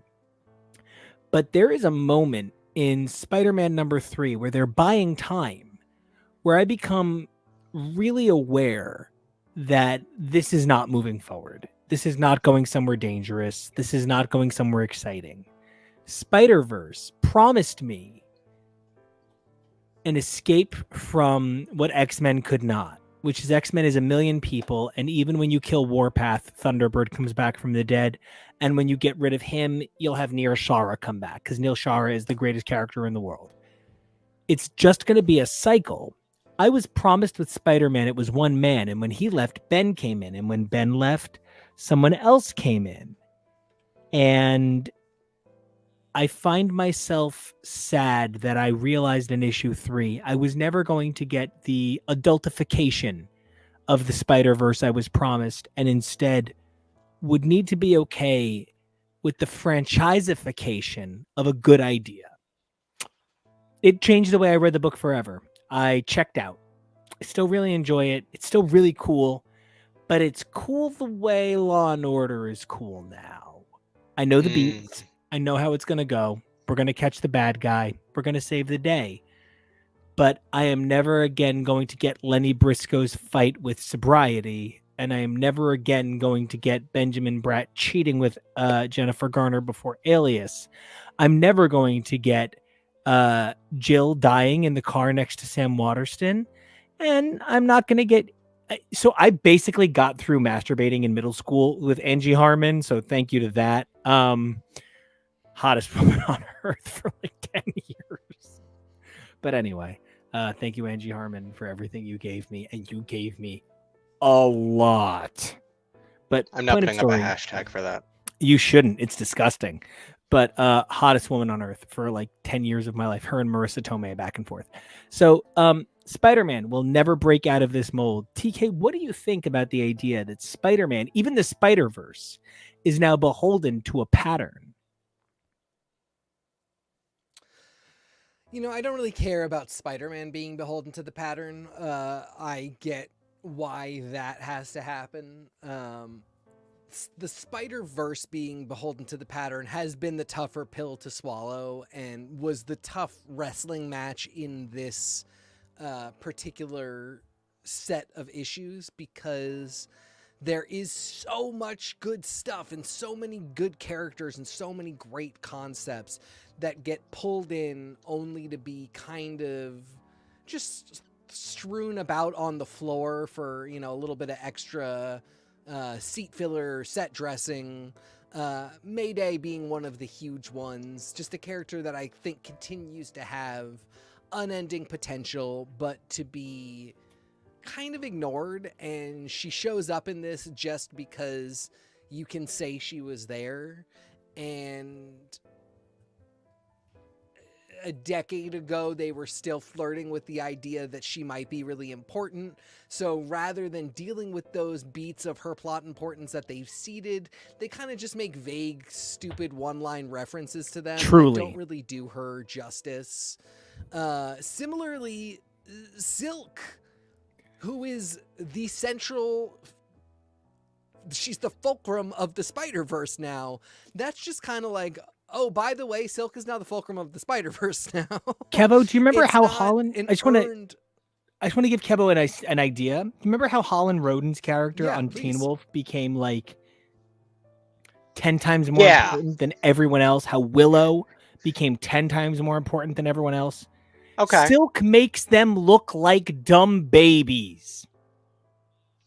And it's why she's constantly has a movie in production to come out, but it's just, Yes. where is it? Okay. And the fact of the matter is, it seems like everybody agrees that Cindy Moon is the bomb, but nobody's willing to do the writing and to do the editorial work to say, you know, she is the fourth leg on the Peter, Gwen, Miles table. You know, it should be Peter, Gwen, Miles, Cindy, and then you can kind of rotate out who's the most important. But you cannot do Fifth 7 child. issues So I have a question. You can't do 7 issues. Yeah. So in terms of timeline, when did this happen for Silk in comparison to like Miles or Gwen? Has she been this longer, or because my only thought is maybe it's just a matter of like we have to give it to Miles, then we have to give it to Gwen, and then we introduced Silk. You know what I mean? Yeah, so I mean, it is new, and I can totally believe that it's coming. But so the things working against that idea for me are, one, that she just had a 5-issue mini that was fine, but not like game changing for her character, even, let alone the Spider-Verse. And then right as this arc ended and they give the declaration that she is the most important spider person, she launches another mini. And that mini is not really predicated on the idea that she's the most important spider person. And so that's, I think, a waste of synergy and, you know, poor planning, maybe, whatever it may be. It's unfortunate because now is really the time to say, like, Marvel does these press releases all the time where they're like, we've just announced that, you know, the most important spider person is Cindy Moon, and like, going along with that, read her new 5-issue mini. And that would have been a great way to be like, care, people, care. That did not happen. And so she'll have this 5-issue mini and it'll be great. And it will have been said in this book that she's the guy. That'll be great. But then it's got to be up to another author or somebody, an editorial author, to come in and do the work. Oh, hey, welcome back. Hey, it's me. I'm back. It's super exciting. Yeah. And I don't know that that's happening. I don't know that anybody is going to show up and do the work. I certainly don't feel confident that anybody in editorial will be asking for it. And I just am never expecting any particular writer to be like, this is my girl, I'm going for it. I would love to know that that happens, but I never expect it. And, you know, I think that's the nature of a brand where there's so many characters. Like, the idea that the entirety of the Spider Office can be on the same page is almost impossible to me as a virtue and result of the size of the Spider product. And it's just really noticeable for me that we are on, you know, year 1 zillion of what is becoming the Spider-Verse project, this bigger than life reinterpretation of the rules of the Marvel universe. Because that's one of the things that I feel like maybe doesn't get enough credit. It really does change the rules of the Marvel universe to be part of the Spider-Verse. And that's why Wolverine is never part of the Spider-Verse. That's why That's the next barrier. Someone else hopping into the Spider-Verse. Mm-hmm. But, you know, we find ourselves looking at Spider-Man number 3, and this was the point that really shocked me. Julia Carpenter has more character, agency, and personality than any other 8 Spiders combined, which isn't necessarily a statement that she has too much, but rather that 7 issues was not enough to facilitate 200 characters.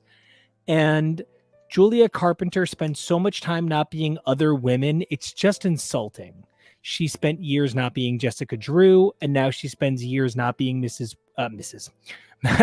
Webb, Madam Webb, and I find myself that the biggest problem with this event is that it so quickly spins out of control. It's about what's going on, Shathra's plan, and then it's about, well, what does Peter mean to the Spider-Verse? Nothing. It means that it's about, and I don't mean to jump ahead. I can't express this without looking at the big picture. I already jumped ahead to the end, so thank goodness. Fine. Yeah. We find out that essentially not only is Silk, the same thing as a Peter, but Silk needs this to hit that moment in her timeline. Peter's so special, he doesn't need his spider destiny. And to find out that the woman is only special because the magical destiny, but the man is special because he's just so good is like, yeah. It ultimately means that what the Spider-Verse is a costume. And that costume is a responsibility. What I think is really interesting, and I feel so bad saying it this way, but the truth is, while Denny O'Neil and Tom DeFalco are great alternate iterations of the same sort of company man, Dan Slott is not Grant Morrison. And Dan Slott had trouble turning Spider-Man Spider-Verse into the same thing that Batman was able to do with Batman Incorporated. Now, one of the benefits is that Batman has a corporation, and we've seen 10 runs in a row. I mean, I did some research. It's actually 7 runs in a row. Give Spider-Man a company.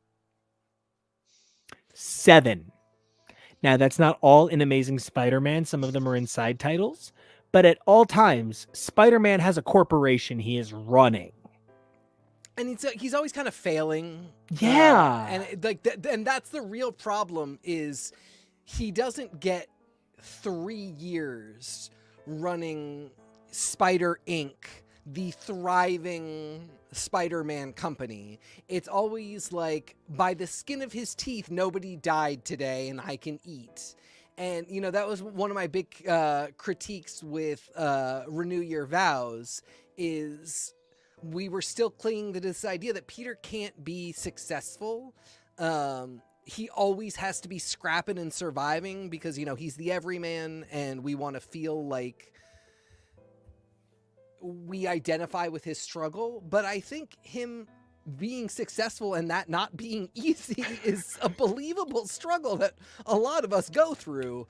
And I think that is something that is missing. This, the successful Peter Parker and or Spider-Man Corporation that, over the course of a few years and maybe a couple different runs, not reset, is a success for him, but a difficult one. And even just as an outsider, the way that you're describing it, it really makes Peter as a character sound like he is becoming a little hard to root for, because he's sort of this, it sounds like he's some sort of weird Elon WeWork people hybrid, where if he's just constantly failing at these companies, how can you root for him? Who keeps giving him opportunities in business like this? He's clearly a business risk. Norman.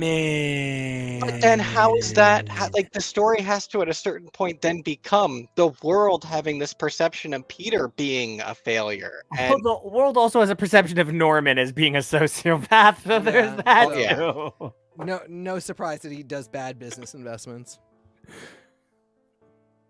I want to ask you guys a really important question. Because we read through all of Spider-Man 1 through 7. Kevo, you've sat alongside us, and you sat through Spider-Verse. When I think about Spider-Man, I think about Aunt May, Harry Osborn, Mary Jane Watson. I think about Felicia Hardy. I think about Gwen Stacy, Captain Stacy. I think about Jean DeWolf. I think about an endless number of phenomenal supporting characters. I think about Robbie at the Daily Bugle. I think about Jonah. I think about any number of characters.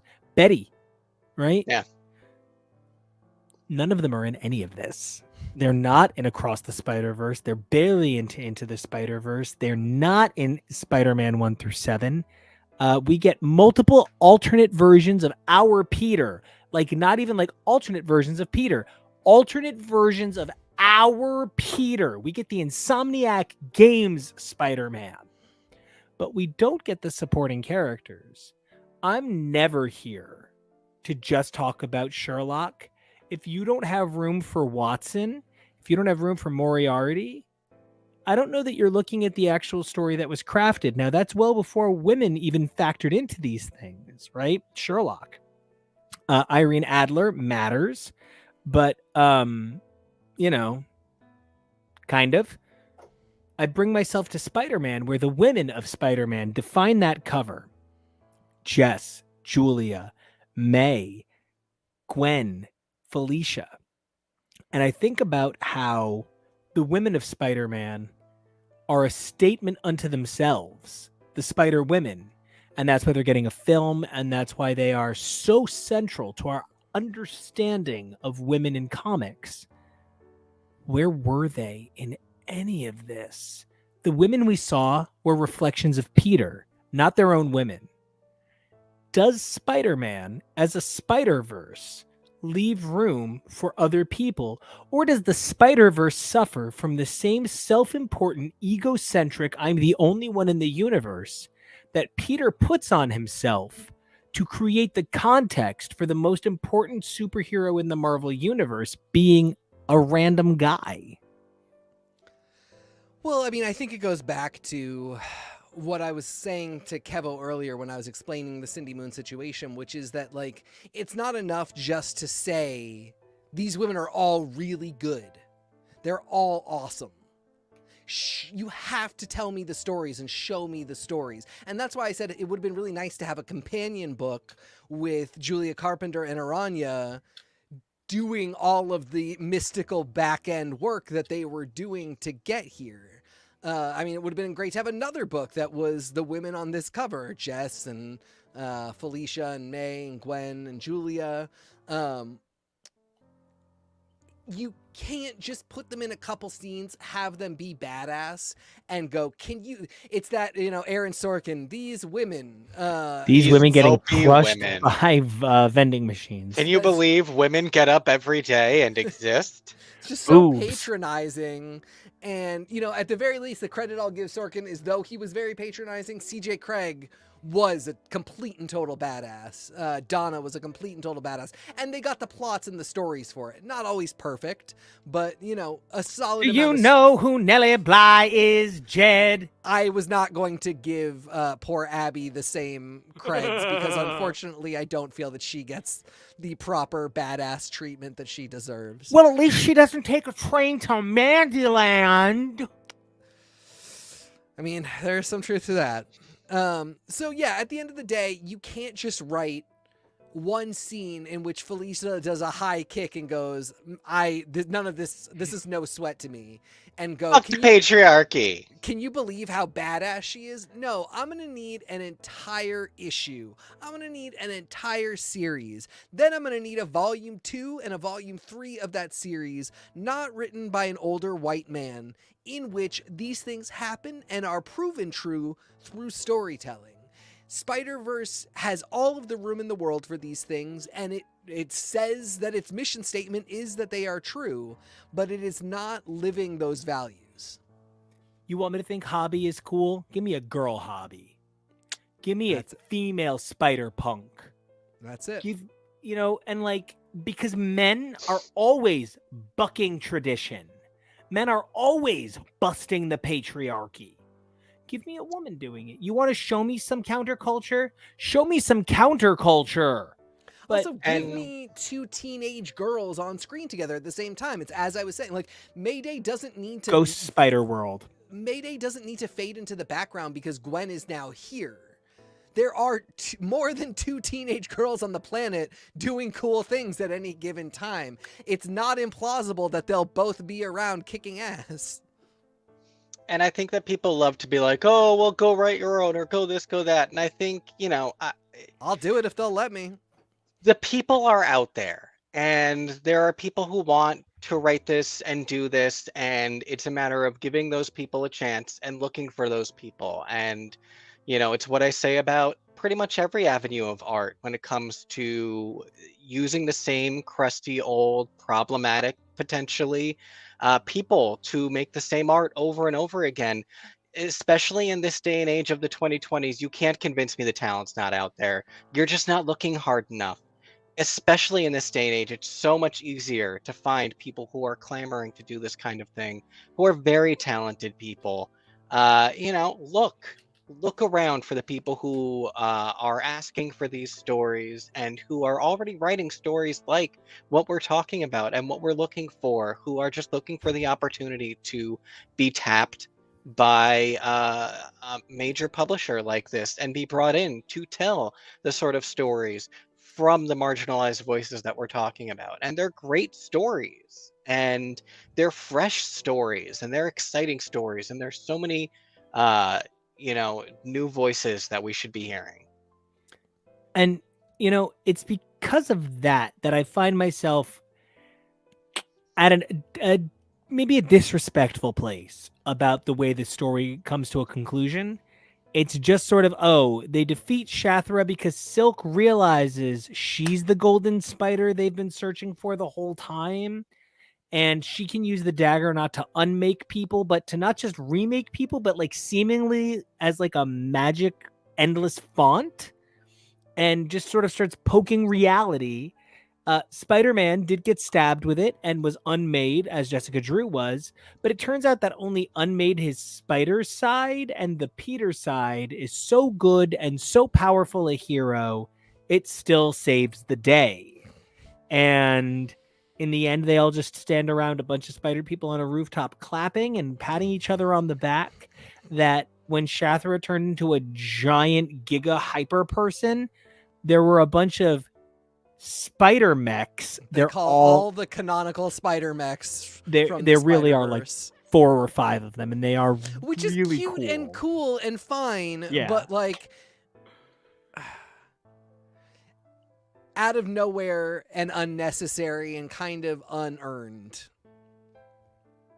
And, you know, that's the thing. It's so important to consider how much of it is like earned or not.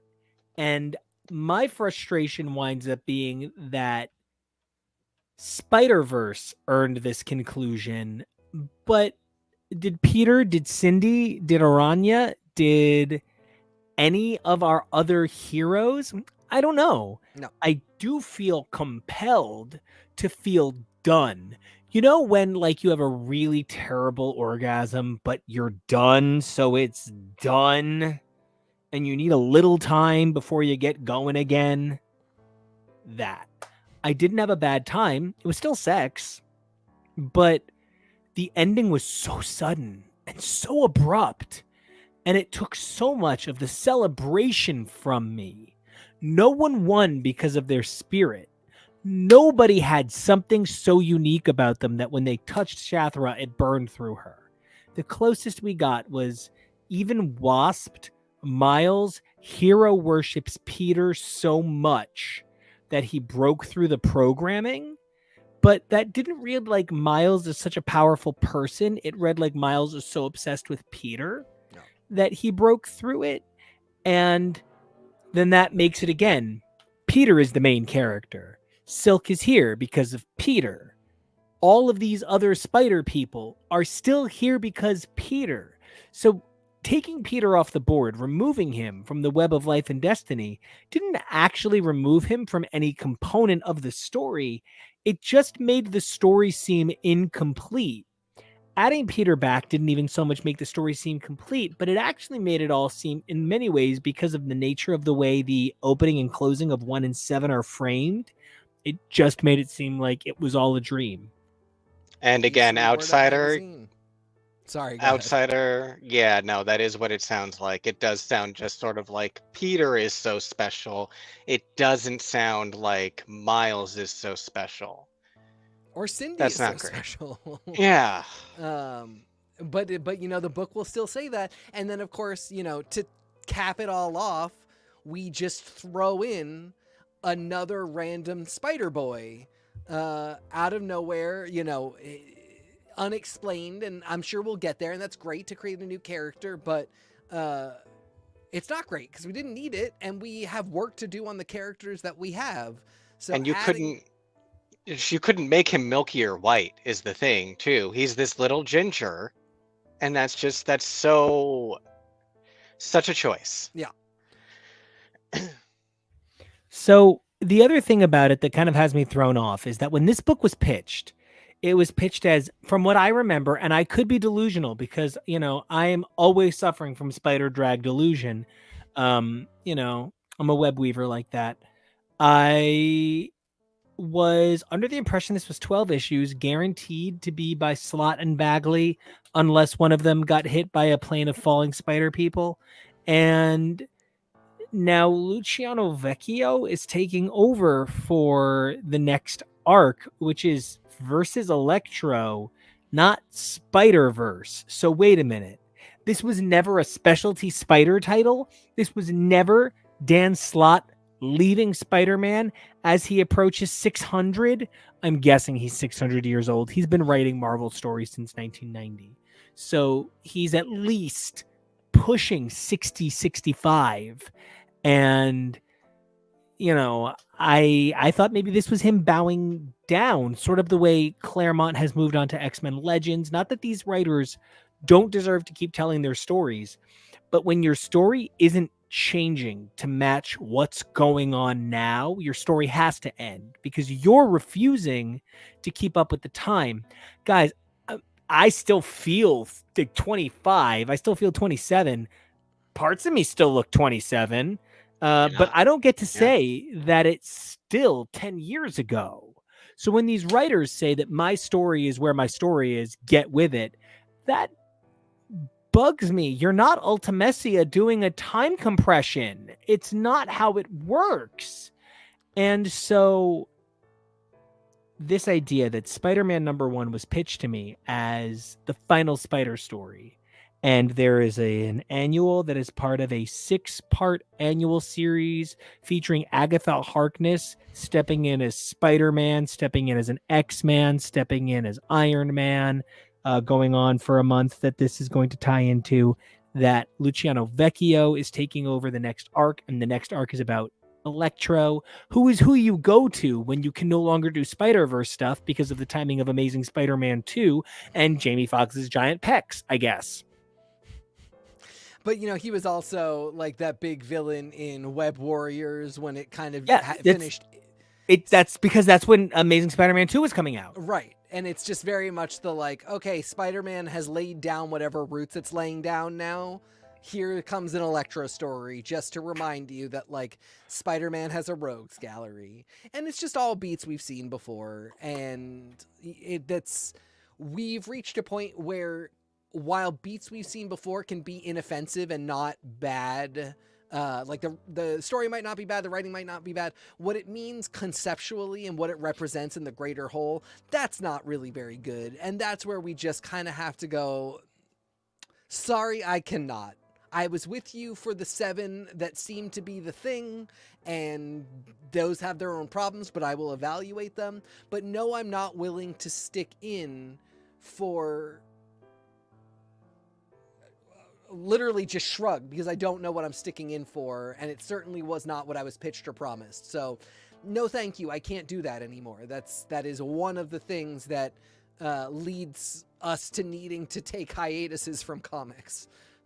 Keva, when you look at that cover of Spider-Man #1, is that a 40-year-old man to you? Yeah, no. No, that's Mark Bagley drawing Ultimate Spider-Man, Peter Parker, the teenager that he did the first, 113 with, 111 with? No.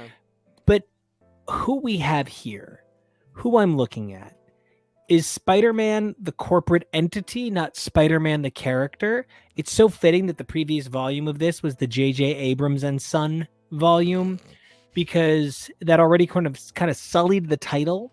Yeah. When you ask me who Spider-Man is the kid who gets bullied and wants to save the day anyway. Spider-Man is the guy who spends his whole life thinking he lucked into this, and when someone tells him it's magical destiny, goes, okay, I can see that, but it's not going to change that I'm going to keep trying to save the day.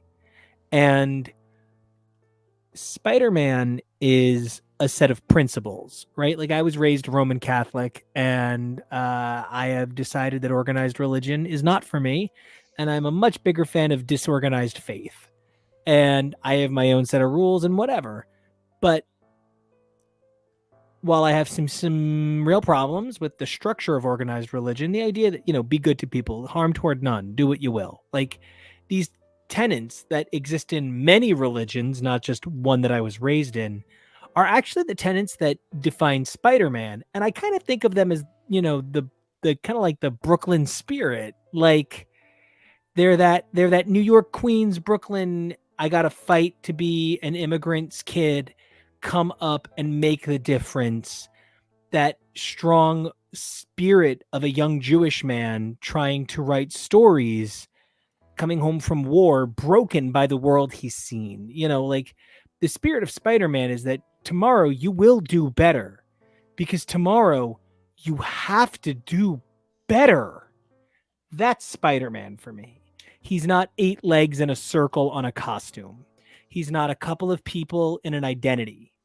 And my Spider-Man can be found in the idea of the spider totem, this idea that there are good people in every universe no matter what.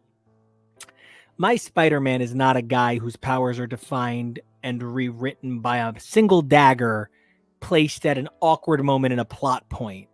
You cannot convince me Spider-Man is a focal point to reality and unmake him so shrug and remake him so shrug. And I give this a C-. This was not the Spider story for me. Yeah, I think that's the right grade, because there is some stuff in there, and it's the ideas and it's the promises that are ultimately unkept, but man, that you had some really good ideas when you were promising that stuff. And when it comes to comic books, ideas do matter, because the next person that comes to write this can take those and do something with them, even if the writer who said they would did not. Somebody else can come along and buy back this particular Spider-Man story. So that's why, if this was a one and done, if this was the only chance we would ever have to play with some of this stuff, this would be an utter failure. Yeah. But because this is the house of ideas, and that's always important, there were some good ideas here, and I really hope that somebody does get to play with them. But the rest of it is what brings us down to, I think you are exactly right about a C-. Now, Kevo, as a guy who's just listened to us talk about it and heard that this is what Marvel pitched and planned and focused to come out at the same time as Across the Spider-Verse, with, if this series runs to where it's supposed to run, this is going to end right around when Beyond the Spider-Verse comes out.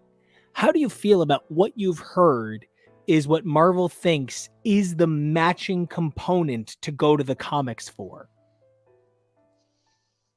It sounds like they're not really sure what to do right now, to be honest. I don't know how much connection or communication there is between the people making the Spider-Verse films with the people who are making the comics. I know that, the Marvel Studios films being in-house, there's a lot more connection and communication. It's not 100%, but at the very least, you're under the same roof, so you have the ability to connect more easily, I think. So I don't know. I think people responded really well to Spider-Verse as a concept nearly 5 years ago, and now they're not entirely sure what to do about that. In an everywhere all at once Oscar-winning world, what value does animated Oscar-winning Spider-Verse sequel have? And, you know, when you're getting Michelle Yeoh, does Cindy Moon's absence really fit the same idea of multiversity to escape the idea of hyper-focused white identity? I don't know. We'll find out. Well, until then, this is still X's for show. It's not X's right. for Spider-Man. So we got tons of stuff we're bringing you. And right. of course, tomorrow is just yet another classic X's for show program, which I cannot wait to bring you guys. We're going to be taking a look at our usual Sunday battery. Sorry about that. Usual Sunday battery of TV. We're going to be focusing on a little bit of the spooky side tomorrow, where we're going to be taking a look at things like Crime Scene Kitchen,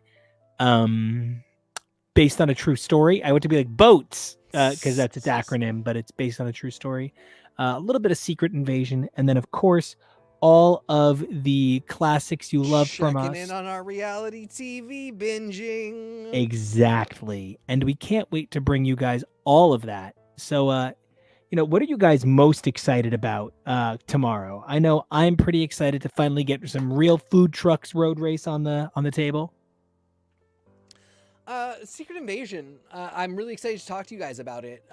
We all talk a lot, and there's a lot of things that, you know, we'll talk about behind the scenes just because we can't help ourselves. Like, we've talked plenty about every and any episode of Drag Race, and we'll check in about that, but we're not going in depth. But we have not really talked to each other a ton about Secret Invasion, and I'm excited to do it here and to kind of explore a lot of feelings. Yeah, and frankly, I'm stoked to talk about based on a true story. A weird little thing that I'm glad that we put on the schedule. I think it's gonna be fun to chat about. And Chris Messina is like an 11 out of 7. Yeah, so. just the most. Oh my God, yes. I don't know if I would have enjoyed this television program as much if Chris Messina wasn't so hot. And not that it wasn't good, but that's how hot he is. Yes. I am definitely excited to talk about this one because it was a very weird thing. So a lot of thoughts, a lot of feelings. Excited to talk about our food stuff, obviously. We just got a lot of great stuff. This board keeps getting more and more cluttered in the best way. I'm doing it on purpose just to sort of, you know, illustrate. We got a lot of stuff that we love talking about. So, cornucopia. Yes, I like that. Absolutely. And, you know, one of the things is that we're still trying to figure out exactly what we're doing, and not exactly what we're doing. That's the wrong way to put it. Exactly how to focus what we're doing. We know exactly what it is we're doing. We're bringing you all the most important media from our perspective as it relates to the advancement of the mediums, the discussion of inclusion and diversity, the reality of the financial and fiscal realities of what it means to be a fan of something, what it means to put your heart and soul behind covering an industry, and then be sort of beholden to what the greater focus of that industry is. You know, we're bringing you, it sounds silly, but we're bringing you kind of like, you know, hard-hitting faggot journalism a couple times a week, and we really fucking love it. But how we're doing it, how to be the best faggots for you, is really the question, because, you know, faggotry takes so many flavors. You know, Ana DeFranco said it's 32, and then when Alana Davis said it was 32 flavors, Ana DeFranco said no one can ever cover me ever again. So what I really mean to say by this all is, you know, we're refocusing exactly how we do it. We're trying out something new tomorrow. I'm really excited about it. It's going to be really fun. This was fun, bringing together comics and movies. We've never really done that in this way before. It was great having Kevo for a comic broadcast, and inspired by this amazing program that we just did, starting this Wednesday for 5 motherfucking weeks. We're going to be talking the JMS Spider-Man run, which will feature writing by 2 other writers. One of them, we will also see Reginald Hudland do his work on Spider-Man for 4 issues. Very exciting. And Peter David's Friendly Neighborhood Spider-Man 1 through 4 is in there. So we'll get to that. And I'm very excited to talk about all of this in the next couple of weeks. It's going to be just a rollicking, gay old time. We're going to be covering the Splat Fest when that happens. It's going to be a real fun splatter day. And yeah, I'm definitely going to do my Tom of Splatland at some point. It's going to happen. I'm just going to do full-on Tom of Finland as Splatoon. It's going to be hot. All right, Kevo, what are you most looking forward to? But I don't know. You asked me that already. We did good. that. We did what everyone's looking forward to. We did this. We did. Then what's your favorite tugboat? I don't know. I don't know. So Kevo, where can everybody find you on the internet? You can find me at Kevorally, KEVOREALLY. Where can everyone find you two knuckleheads? You can find me at XNate, XGrayX, and Nico, how about you? You guys can find me all over this amazing show, which you can check out at X's for Show on all your socials, except Blue Sky. We'll get on that. Give me a minute. And then you can check me out at Nico Action. That's NICOACTION. By the way, it is Pride Month. We make a gay comic book. Check that out at kidriotcomics.com. That's kidriotcomics.com. A name so cool that Kieran Gillen once said to me he wished he could travel back in time and steal it from me. Additionally, you can check out my work over in Young Men in Love, an amazing anthology brought to you by the Miracles creator, Joe Glass. Guys, killing it this summer, just being the best faggot he can be, killing it all over the place, and he would really appreciate that description. I was going to say, that's the one time you know you're totally good to say it. Yeah, really. You can check out this amazing gaming awards and GLAAD award-winning work. How ridiculous is that? 2 amazing awards to put to our names. And again, Nico Action, NICOACTION. And until next time. And you know, it's the last Saturday of Pride Month, and so I want to draw attention to that. It's the last Saturday of American Pride Month, but the fact of the matter is, as Nico keeps saying, we're faggots. And we don't plan to stop being faggots just because Pride Month is over. And so when it comes to things like talking about the work that we do in comics, when it comes to our the faggoty things that are important to us, we plan on bringing you Pride all year long. So don't you worry about that. Pride isn't over just because June ends. We are going to be as gay as Joey Jade's nude leaks all year round. So by all means, please stay tuned. And, you know, if you just want to be a Brandon Boyd and just be an amazing ally, you know, you're welcome to. But until next time, it has been an amazing time covering this for you. It's 7:30 now. So I think we're back in like 22 and a half hours, right? So until then, be brave, evolve daily, stay strong, and we'll see you.